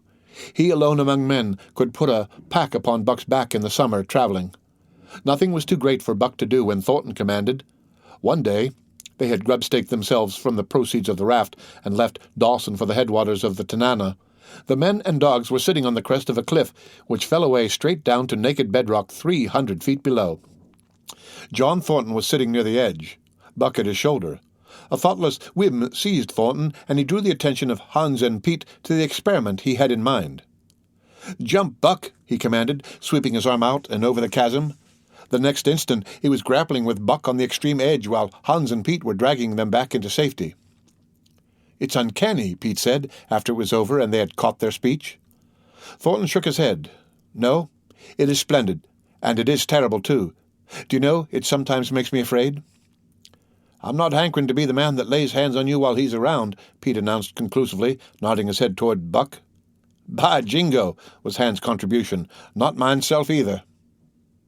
It was at Circle City, ere the year was out, that Pete's apprehensions were realized. Black Burton, a man evil-tempered and malicious, had been picking a quarrel with a tenderfoot at the bar, when Thornton stepped good-naturedly between. Buck, as was his custom, was lying in a corner, head on paws, watching his master's every action. Burton struck out without warning straight from the shoulder. Thornton was sent spinning and saved himself from falling only by clutching the rail of the bar. Those who were looking on heard what was neither bark nor yelp, but a something which is best described as a roar, and they saw Buck's body rise up in the air as he left the floor for Burton's throat. The man saved his life by instinctively throwing out his arm, but was hurled backward to the floor with Buck on top of him. Buck loosed his teeth from the flesh of the arm and drove in again for the throat. This time the man succeeded only in partly blocking, and his throat was torn open. Then the crowd was upon Buck, and he was driven off. But while a surgeon checked the bleeding, he prowled up and down, growling furiously, attempting to rush in, and being forced back by an array of hostile clubs. A miners' meeting, called on the spot, decided that the dog had sufficient provocation, and Buck was discharged. But his reputation was made, and from that day his name spread through every camp in Alaska. Later on, in the fall of the year, he saved John Thornton's life in quite another fashion. The three partners were lining a long and narrow poling boat down a bad stretch of rapids on the 40-mile creek. Hans and Pete moved along the bank, snubbing with a thin manila rope from tree to tree, while Thornton remained in the boat, helping its descent by means of a pole and shouting directions to the shore. Buck on the bank, worried and anxious, kept abreast of the boat, his eyes never off his master. At a particularly bad spot where a ledge of barely submerged rocks jutted out into the river, Hans cast off the rope, and while Thornton pulled the boat out into the stream, ran down the bank with the end in his hand to snub the boat when it had cleared the ledge. This it did, and was flying downstream in a current as swift as a mill race, when Hans checked it with the rope and checked too suddenly. The boat floated over and snubbed into the bank bottom up, while Thornton, flung sheer out of it, was carried downstream toward the worst part of the rapids, a stretch of wild water in which no swimmer could live. Buck had sprung in on the instant, and at the end of 300 yards, amid a mad swirl of water, he overhauled Thornton. When he felt him grasp his tail, Buck headed for the bank, swimming with all his splendid strength. But the progress shoreward was slow, the progress downstream amazingly rapid. From below came the fatal roaring where the wild current went wilder and was rent in shreds and spray by the rocks which thrust through like the teeth of an enormous comb. The suck of the water as it took the beginning of the last steep pitch was frightful, and Thornton knew that the shore was impossible. He scraped furiously over a rock, bruised across a second, and struck a third with crushing force. He clutched its slippery top with both hands, releasing Buck, and above the roar of the churning water shouted, "Go, Buck, go!" Buck could not hold his own, and swept on downstream, struggling desperately, but unable to win back. When he heard Thornton's command repeated, He partly reared out of the water, throwing his head high as though for a fast look, then turned obediently toward the bank. He swam powerfully and was dragged ashore by Pete and Hans at the very point where swimming ceased to be possible and destruction began. They knew that the time a man could cling to a slippery rock in the face of that driving current was a matter of minutes, and they ran as fast as they could up the bank to a point far above where Thornton was hanging on. They attached the line with which they had been snubbing the boat to Buck's neck and shoulders, being careful that it should neither strangle him nor impede his swimming, and launched him into the stream. He struck out boldly, but not straight enough into the stream. He discovered the mistake too late, when Thornton was abreast of him and a bare half a dozen strokes away while he was being carried helplessly past. Hans promptly snubbed with the rope as though Buck were a boat. The rope thus tightening on him in the sweep of the current, he was jerked under the surface, and under the surface he remained till his body struck against the bank and he was hauled out. He was half drowned, and Hans and Pete threw themselves upon him, pounding the breath into him and the water out of him. He staggered to his feet and fell down. The faint sound of Thornton's voice came to them, and though they could not make out the words of it, they knew that he was in his extremity. His master's voice acted on Buck like an electric shock. He sprang to his feet and ran up the bank ahead of the men to the point of his previous departure. Again the rope was attached, and he was launched, and again he struck out, but this time straight into the stream. He had miscalculated once, but he would not be guilty of it a second time. Hans paid out the rope, permitting no slack, while Pete kept it clear of coils. Buck held on till he was on a line straight above Thornton. Then he turned, and with the speed of an express train headed down upon him. Thornton saw him coming, and, as Buck struck him like a battering ram with the whole force of the current behind him, he reached up and closed with both arms around the shaggy neck. Hans snubbed the rope around the tree, and Buck and Thornton were jerked under the water. Strangling, suffocating, sometimes one uppermost and sometimes the other, dragging over the jagged bottom, smashing against rocks and snags, they veered into the bank. Thornton came to belly downward, and being violently propelled back and forth across a drift log by Hans and Pete. His first glance was for Buck, over whose limp and apparently lifeless body Nig was setting up a howl, while Skeet was licking the wet face and closed eyes. Thornton was himself bruised and battered, and he went carefully over Buck's body, when he had been brought around, finding 3 broken ribs. "That settles it," he announced. "We camp right here." And camp they did till Buck's ribs knitted and he was able to travel. That winter at Dawson, Buck performed another exploit, not so heroic perhaps, but one that put his name many notches higher on the totem pole of Alaskan fame. This exploit was particularly gratifying to the 3 men, for they stood in need of the outfit which it furnished, and were enabled to make a long-desired trip into the Virgin East, where miners had not yet appeared. It was brought about by a conversation in the El Dorado saloon, in which men waxed boastful of their favorite dogs. Buck, because of his record, was the target for these men, and Thornton was driven stoutly to defend him. At the end of half an hour, one man, stating that his dog could start a sled with 500 pounds and walk off with it, a second bragged 600 for his dog, and a third 700. "Pooh-pooh," said John Thornton. "Buck can start 1,000 pounds." "And break it out? And walk off with it for 100 yards?" demanded Mathewson, a Bonanza king, he of the 700 vaunt. "And break it out and walk off with it for 100 yards, John Thornton said coolly. "Well," Mathewson said, slowly and deliberately so that all could hear, "I've got $1,000 that says he can't, and there it is." So saying, he slammed a sack of gold dust of the size of a bologna sausage down upon the bar. Nobody spoke. Thornton's bluff, if bluff it was, had been called. He could feel a flush of warm blood creeping up his face. His tongue had tricked him. He did not know whether Buck could start 1,000 pounds. 1/2 a ton. The enormousness of it appalled him. He had great faith in Buck's strength, and had often thought him capable of starting such a load, but never, as now, had he faced the possibility of it, the eyes of a dozen men fixed upon him, silent and waiting. Further, he had no $1,000, nor had Hans or Pete. "I've got a sled standing outside now with 20 50-pound sacks of flour on it," Mathewson went on with brutal directness, "so don't let that hinder you." Thornton did not reply. He did not know what to say. He glanced from face to face in the absent way of a man who has lost the power of thought and is seeking somewhere to find the thing that will start it going again. The face of Jim O'Brien, a Mastodon king and old-time comrade, caught his eyes. It was as a cue to him.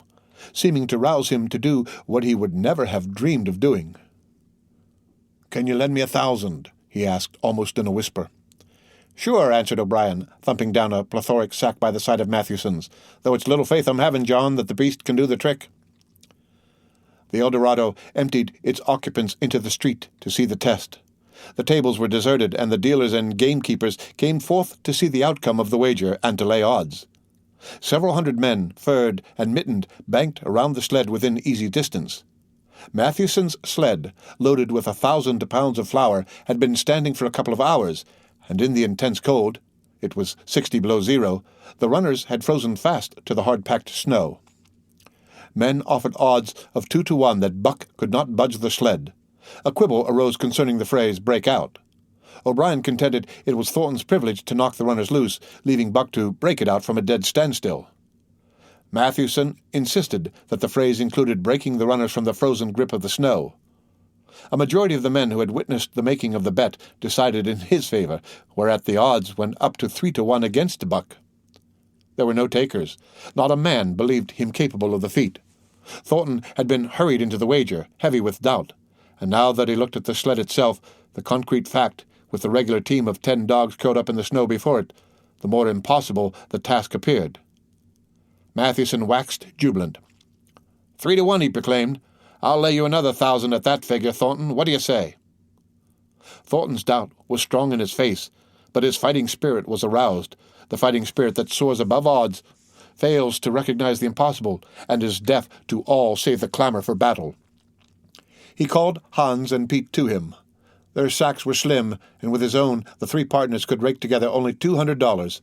In the ebb of their fortunes, this sum was their total capital. Yet they laid it unhesitatingly against Matthewson's 600. The team of 10 dogs was unhitched, and Buck, with his own harness, was put into the sled. He had caught the contagion of the excitement, and he felt that in some way he must do a great thing for John Thornton. Murmurs of admiration at his splendid appearance went up.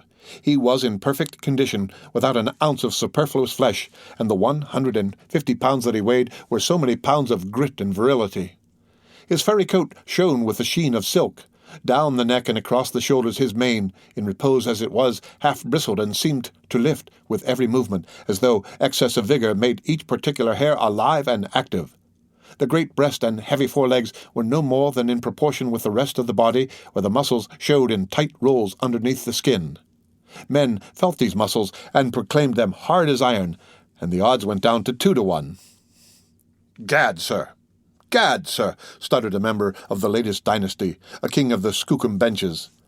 "I offer you 800 for him, sir, before the test, sir. 800 just as he stands."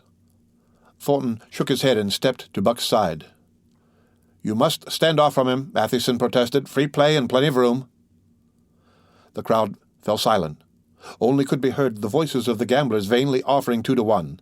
Everybody acknowledged Buck a magnificent animal, but 20 50-pound sacks of flour bulked too large in their eyes for them to loosen their pouch strings. Thornton knelt down by Buck's side. He took his head in his 2 hands and rested cheek on cheek.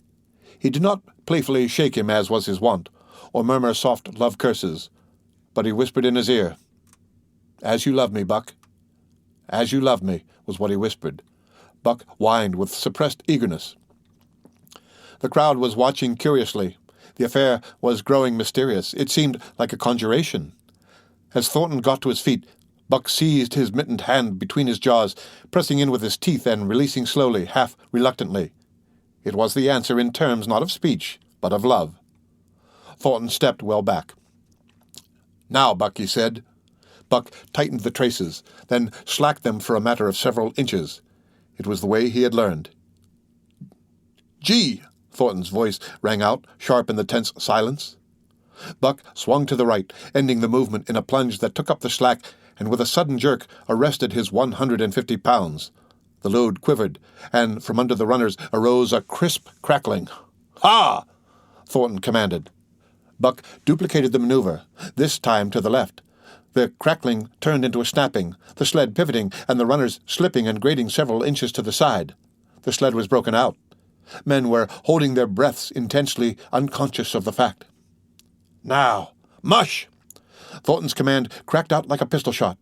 Buck threw himself forward, tightening the traces with a jarring lunge. His whole body was gathered compactly together in the tremendous effort, the muscles writhing and knotting like live things under the silky fur. His great chest was low to the ground, his head forward and down while his feet were flying like mad, the claws scarring the hard-packed snow in parallel grooves. The sled swayed and trembled, half started forward. One of his feet slipped, and one man groaned aloud. Then the sled lurched ahead in what appeared a rapid succession of jerks, though it never really came to a dead stop again. Half an inch, 2 inches. The jerks perceptibly diminished. As the sled gained momentum, he caught them up till it was moving steadily along. Men gasped and began to breathe again, unaware that for a moment they had ceased to breathe. Thornton was running behind, encouraging Buck with short, cheery words. The distance had been measured off, and as he neared the pile of firewood which marked the end of the 100 yards, a cheer began to grow and grow, which burst into a roar as he passed the firewood and halted at command. Every man was tearing himself loose, even Mathewson.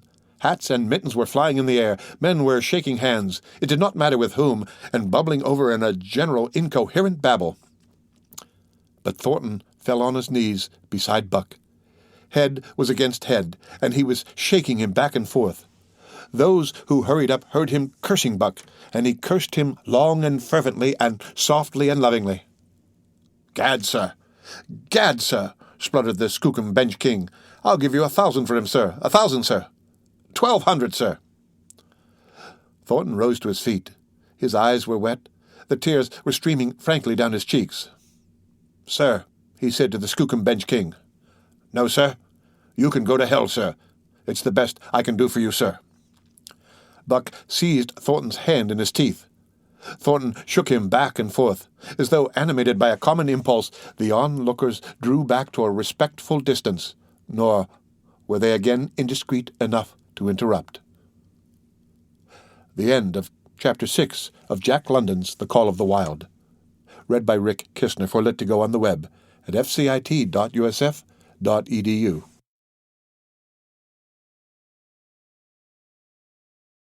The Call of the Wild by Jack London. Chapter 7. The Sounding of the Call. When Buck earned $1,600 in 5 minutes for John Thornton, he made it possible for his master to pay off certain debts and to journey with his partners into the East after a fabled lost mine, the history of which was as old as the history of the country. Many men had sought it, few had found it, and more than a few there were who had never returned from the quest. This lost mine was steeped in tragedy and shrouded in mystery. No one knew of the first man. The oldest tradition stopped before it got back to him. From the beginning there had been an ancient and ramshackle cabin.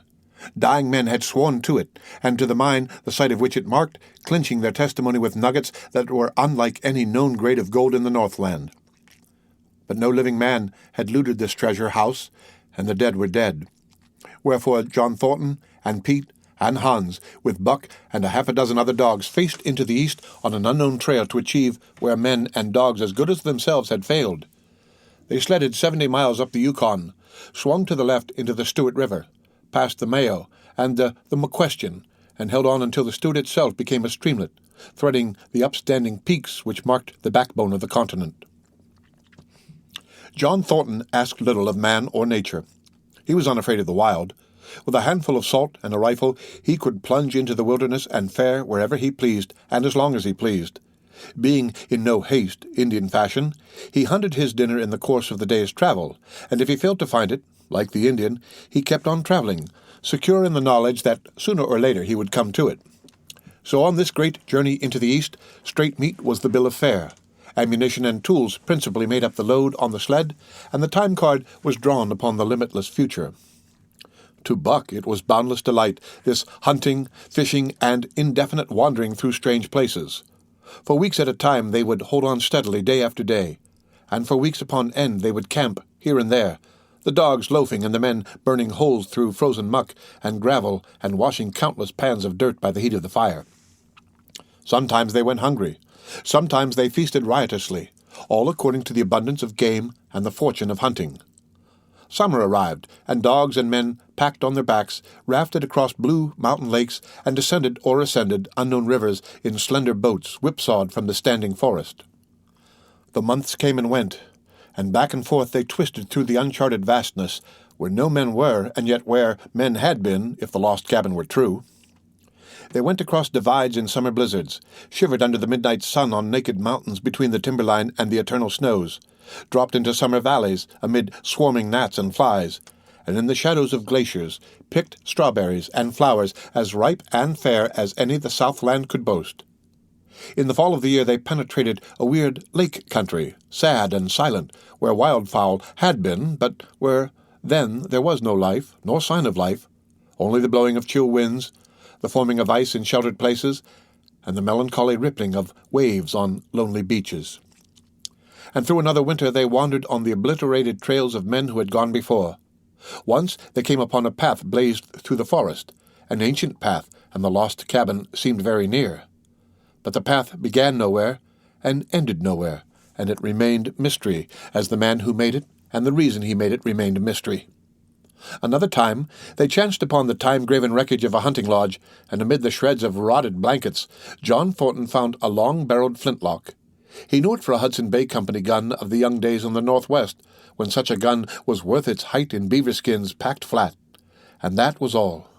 No hint as to the man who, in an early day, had reared the lodge and left the gun among the blankets. Spring came on once more, and at the end of all their wandering they found, not the lost cabin, but a shallow placer in a broad valley where the gold showed like yellow butter across the bottom of the washing-pan. They sought no further. Each day they worked, earned them thousands of dollars in clean dust and nuggets, and they worked every day.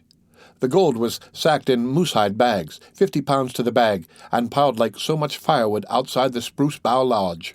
Like giants they toiled, days flashing on the heels of days like dreams as they heaped the treasure up.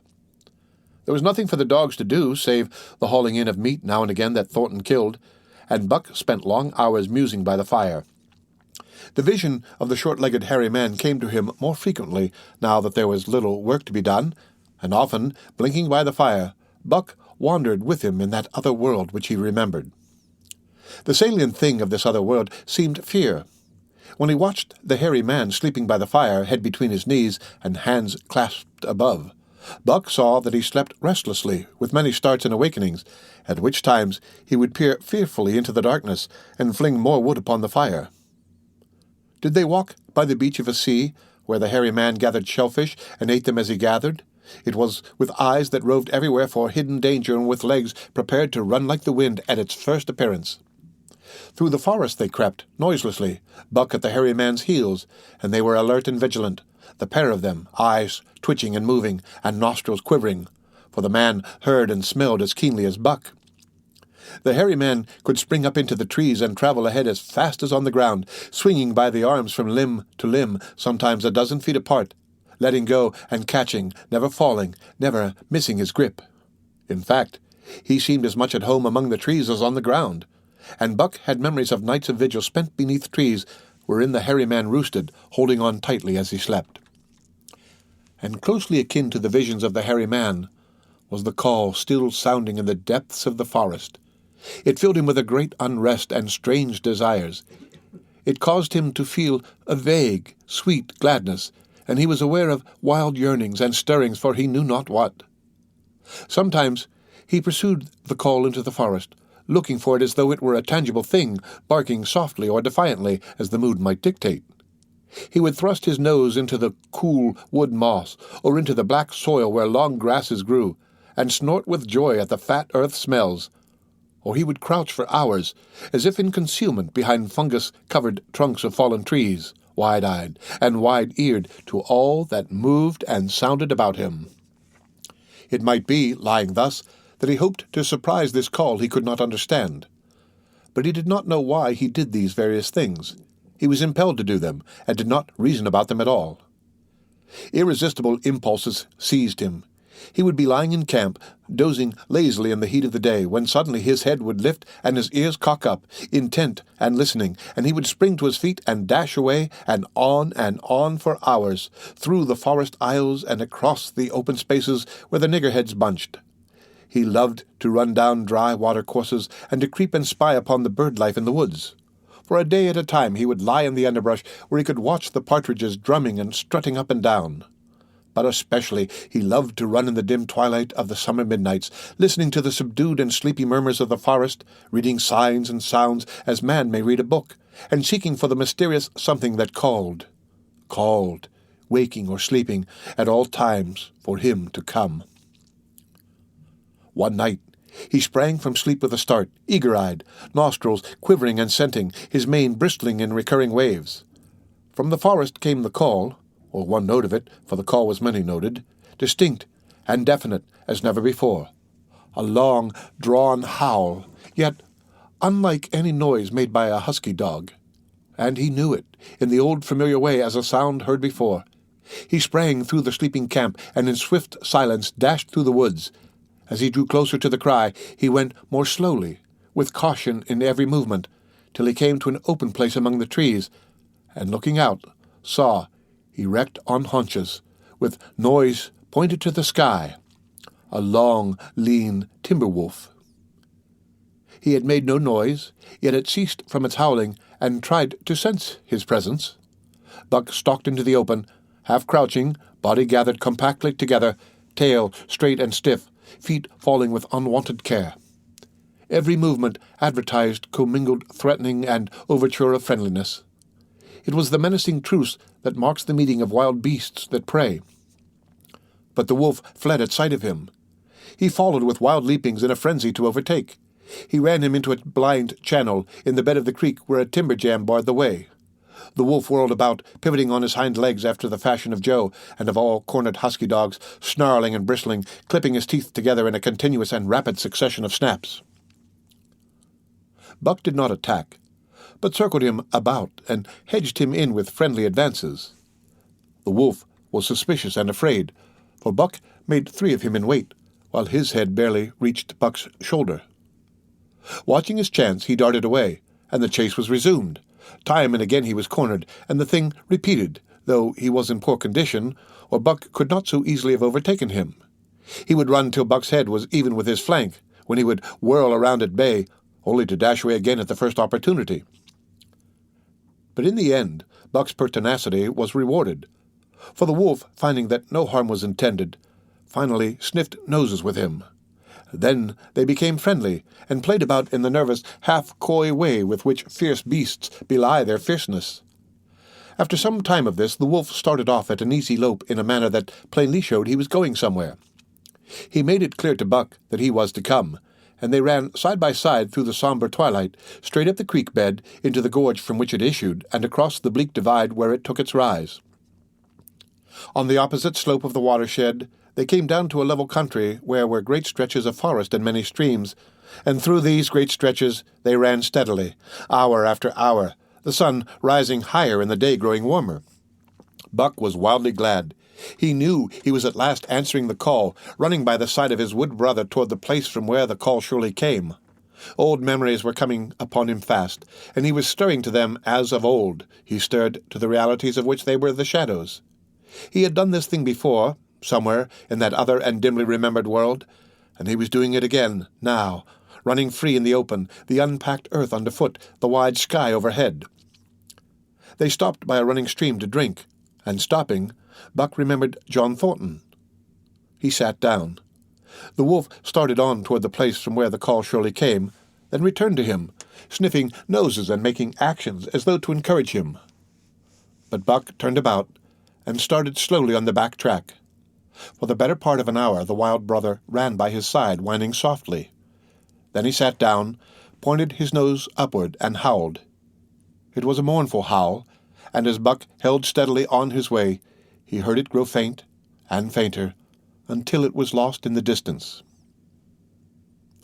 John Thornton was eating dinner when Buck dashed into camp and sprang upon him in a frenzy of affection, overturning him, scrambling upon him, licking his face, biting his hand, playing the general tomfool, as John Thornton characterized it, the while he shook Buck back and forth and cursed him lovingly.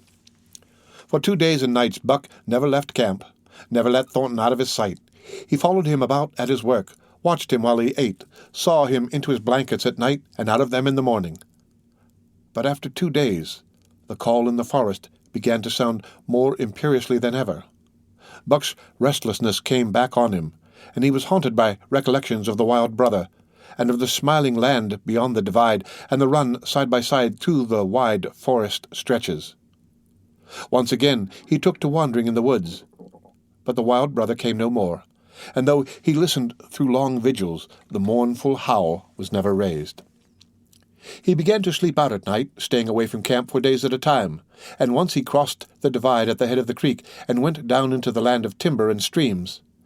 There he wandered for a week, seeking vainly for fresh sign of the wild brother, killing his meat as he traveled, and traveling with the long, easy lope that seems never to tire. He fished for salmon in a broad stream that emptied somewhere into the sea, and by this stream he killed a large black bear, blinded by the mosquitoes while likewise fishing, and raging through the forest helpless and terrible. Even so, it was a hard fight, and it aroused the last latent remnants of Buck's ferocity. And 2 days later, when he returned to his kill and found a dozen wolverines quarreling over the spoil, he scattered them like chaff, and those that fled left two behind who would quarrel no more. The blood-longing became stronger than ever before.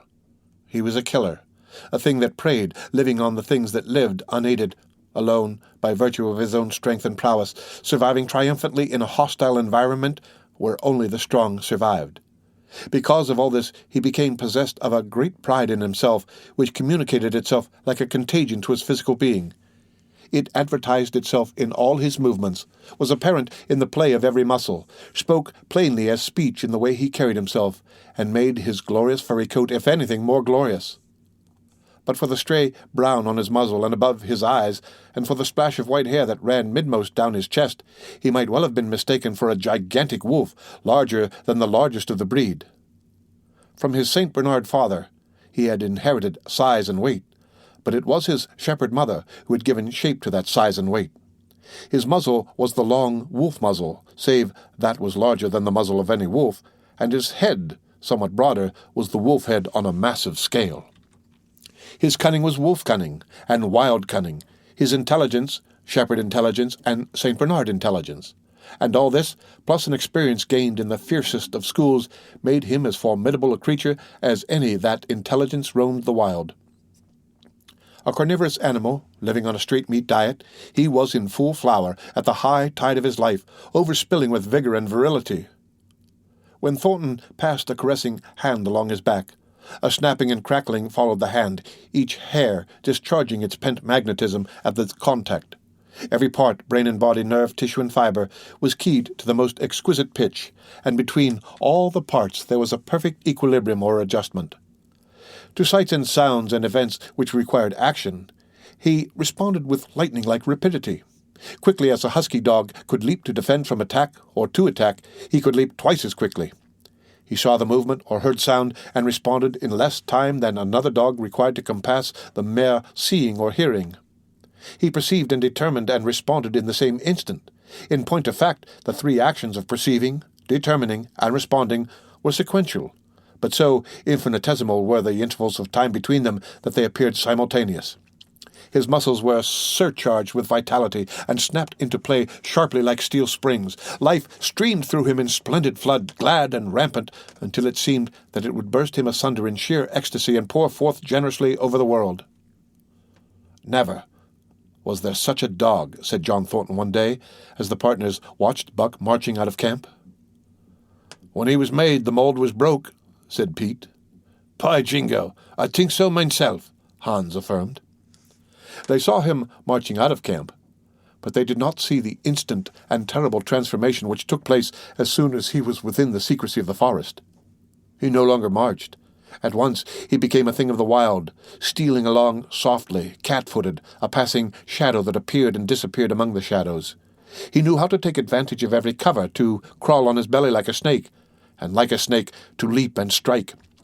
He could take a ptarmigan from its nest, kill a rabbit as it slept, and snap in mid-air the little chipmunks fleeing a second too late for the trees. Fish in open pools were not too quick for him, nor were beaver, mending their dams, too wary. He killed to eat, not from wantonness, but he preferred to eat what he killed himself.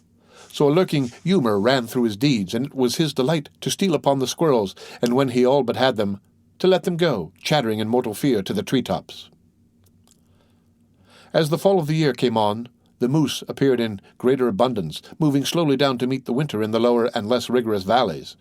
Buck had already dragged down a stray part-grown calf, but he wished strongly for a larger and more formidable quarry, and he came upon it one day on the divide at the head of the creek.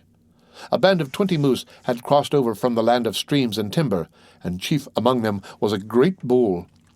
He was in a savage temper, and standing over 6 feet from the ground was as formidable an antagonist as even Buck could desire.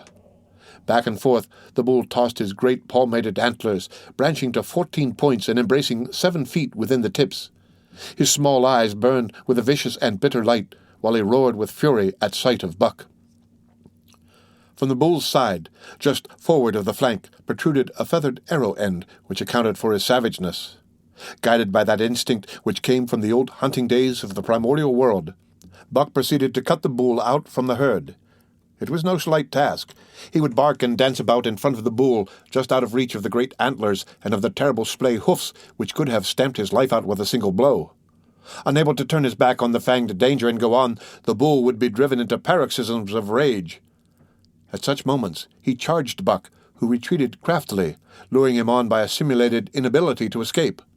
But when he was thus separated from his fellows, 2 or 3 of the younger bulls would charge back upon Buck and enable the wounded bull to rejoin the herd. There is a patience of the wild, dogged, tireless, persistent as life itself, that holds motionless for endless hours the spider in its web, the snake in its coils, the panther in its ambuscade. This patience belongs peculiarly to life when it hunts its living food, and it belonged to Buck as he clung to the flank of the herd, retarding its march, irritating the young bulls, worrying the cows with their half-grown calves, and driving the wounded bull mad with helpless rage. For half a day this continued. Buck multiplied himself, attacking from all sides, enveloping the herd in a whirlwind of menace, cutting out his victim as fast as it could rejoin its mates, wearing out the patience of creatures preyed upon, which is a lesser patience than that of creatures preying. As the day wore along, and the sun dropped to its bed in the northwest — the darkness had come back and the fall nights were 6 hours long — the young bulls retraced their steps more and more reluctantly to the aid of their beset leader. The downcoming winter was harrying them on to the lower levels, and it seemed they could never shake off this tireless creature that held them back.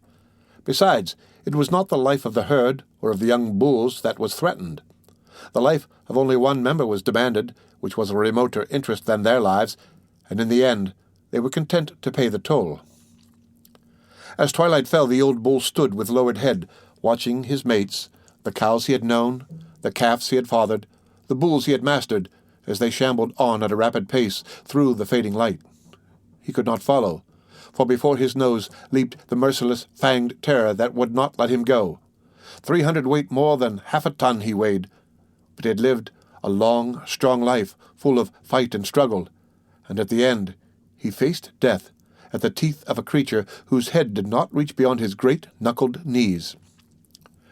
From then on, night and day, Buck never left his prey, never gave it a moment's rest, never permitted it to browse the leaves of trees or the shoots of young birch and willow. Nor did he give the wounded bull opportunity to slake his burning thirst in the slender, trickling streams they crossed. Often in desperation he burst into long stretches of flight. At such times Buck did not attempt to stay him, but loped easily at his heels, satisfied with the way the game was played, lying down when the moose stood still, attacking him fiercely when he strove to eat or drink. The great head drooped more and more under its tree of horns, and the shambling trot grew weak and weaker. He took to standing for long periods with nose to the ground, and dejected ears dropped limply. And Buck found more time in which to get water for himself and in which to rest. At such moments, panting, with red lolling tongue and with eyes fixed upon the big bull, it appeared to Buck that a change was coming over the face of things. He could feel a new stir in the land. As the moose were coming into the land, other kinds of life were coming in. Forest and stream and air seemed palpitant with their presence. The news of it was borne in upon him, not by sight or sound or smell, but by some other and subtler sense. He heard nothing, saw nothing, yet knew that the land was somehow different, that through it strange things were afoot and ranging, and he resolved to investigate after he had finished the business in hand. At last, at the end of the 4th day, he pulled the great moose down. For a day and a night he remained by the kill, eating and sleeping, turn and turn about. Then, rested, refreshed, and strong, he turned his face toward camp and John Thornton. He broke into the long, easy lope and went on hour after hour, never at loss for the tangled way, heading straight home through strange country with a certitude of direction that put man and his magnetic needle to shame. As he held on, he became more and more conscious of the new stir in the land. There was life abroad in it different from the life which had been there throughout the summer. No longer was this fact borne upon him in some subtle, mysterious way. The birds talked of it. The squirrels chattered about it. The very breeze whispered of it. Several times he stopped and drew in the fresh morning air in great sniffs, reading a message which made him leap on with greater speed. He was oppressed with a sense of calamity happening, if it were not calamity already happened, and, as he crossed the last watershed and dropped down into the valley toward camp, he proceeded with great caution. 3 miles away he came upon a fresh trail that sent his neck hair rippling and bristling. It led straight toward camp and John Thornton. Buck hurried on, swiftly and stealthily, every nerve straining and tense, alert to the multitudinous details which told him a story, all but the end. His nose gave him a varying description of the passage of the life on the heels of which he was traveling. He remarked the pregnant silence of the forest. The bird life had flitted. The squirrels were in hiding. Only one he saw, a sleek gray fellow, flattened against a gray dead limb so that he seemed a part of it, a woody excrescence upon the wood itself. As Buck slid along with the obscureness of a gliding shadow, his nose was jerked suddenly to the side as though a positive force had gripped and pulled it. He followed the new scent into a thicket and found Nig. He was lying on his side, dead where he had dragged himself, an arrow protruding, head and feathers, from either side of his body. 100 yards farther on, Buck came upon one of the sled dogs Thornton had bought in Dawson.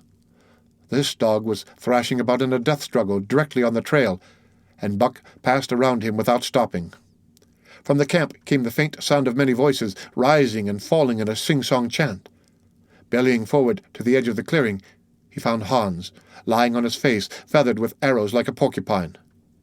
At the same instant, Buck peered out where the spruce-bough lodge had been and saw what made his hair leap straight up on his neck and shoulders.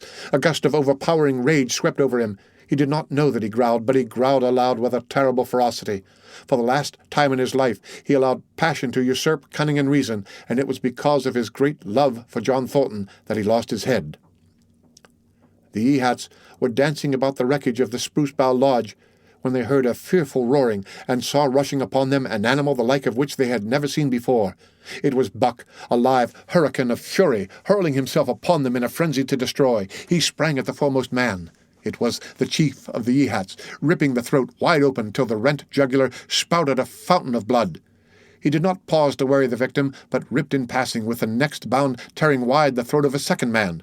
There was no withstanding him. He plunged about in their very midst, tearing, rending, destroying in constant and terrific motion which defied the arrows they discharged at him. In fact, so inconceivably rapid were his movements, and so closely were the Indians tangled together, that they shot one another with the arrows, and one young hunter, hurling a spear at Buck in midair, drove it through the chest of another hunter with such force that the point broke through the skin of the back and stood out beyond. Then a panic seized the Ehats, and they fled in terror to the woods, proclaiming as they fled the advent of the evil spirit. And truly, Buck was the fiend incarnate, raging at their heels and dragging them down like deer as they raced through the trees. It was a fateful day for the Ehats. They scattered far and wide over the country, and it was not until a week later that the last of the survivors gathered together in a lower valley and counted their losses. As for Buck, wearying of the pursuit, he returned to the desolated camp. He found Pete where he had been killed in his blankets in the first moment of surprise.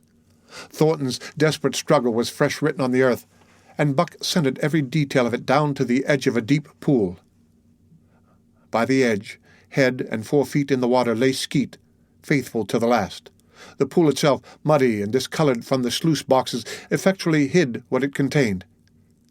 And it contained John Thornton, for Buck followed his trace into the water, from which no trace led away. All day Buck brooded by the pool or roamed restlessly about the camp. Death, as a cessation of movement, as a passing out and away from the lives of the living, he knew. And he knew John Thornton was dead.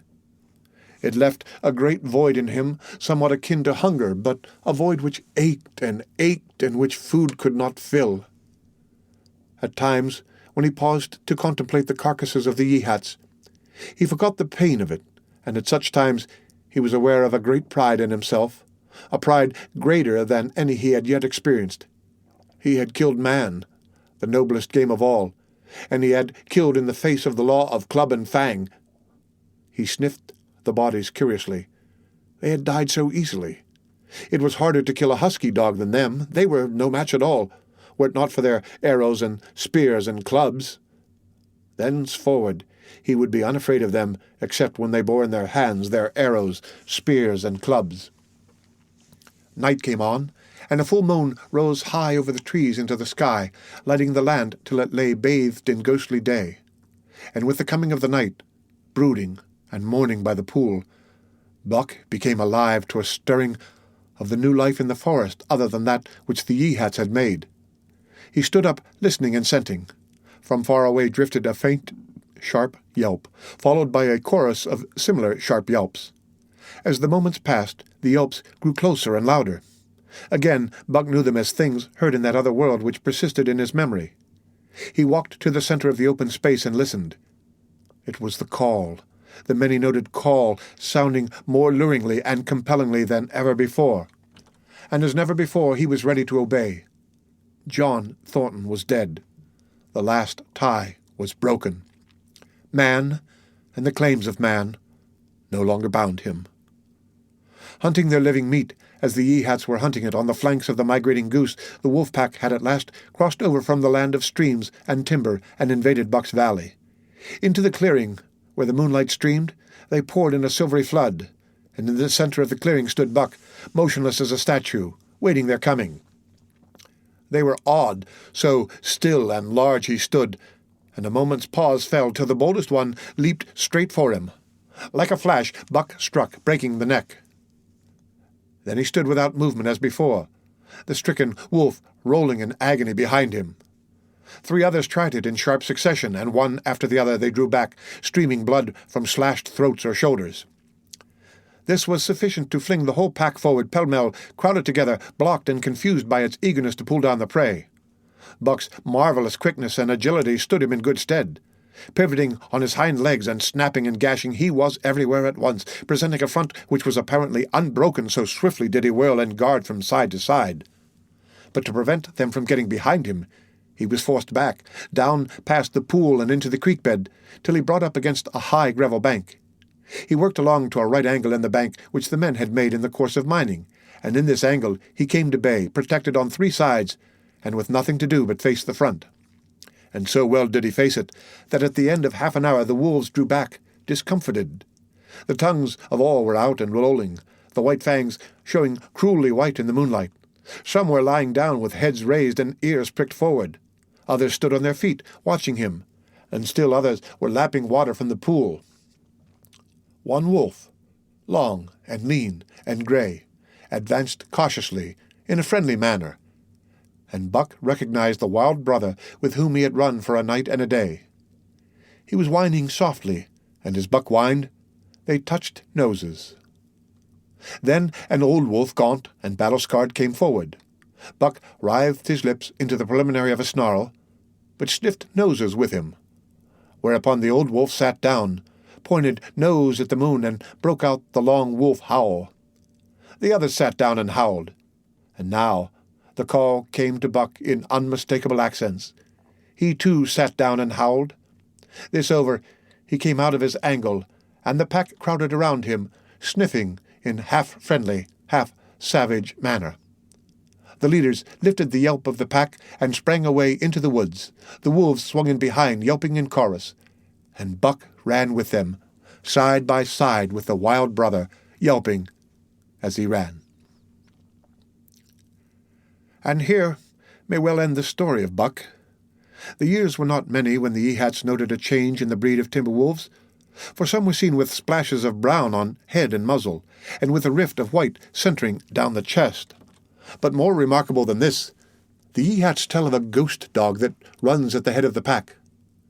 They are afraid of this ghost dog, for it has cunning greater than they, stealing from their camps in fierce winters, robbing their traps, slaying their dogs, and defying their bravest hunters. Nay, the tale grows worse. Hunters there are who fail to return to the camp, and hunters there have been whom their tribesmen found with throats slashed cruelly open, and with wolf prints about them in the snow greater than the prints of any wolf. Each fall, when the Yeehats follow the movement of the moose, there is a certain valley which they never enter, and women there are who become sad when word goes over the fire of how the evil spirit came to select that valley for an abiding place. In the summers, there is one visitor, however, to that valley of which the Yeehats do not know. It is a great, gloriously coated wolf, like and yet unlike all other wolves. He crosses alone from the smiling timberland and comes down into an open space among the trees. Here, a yellow stream flows from rotted moosehide stacks and sinks into the ground, with long grasses growing through it and vegetable mold overrunning it and hiding its yellow from the sun. And here he muses for a time, howling once, long and mournfully, ere he departs. But he is not always alone.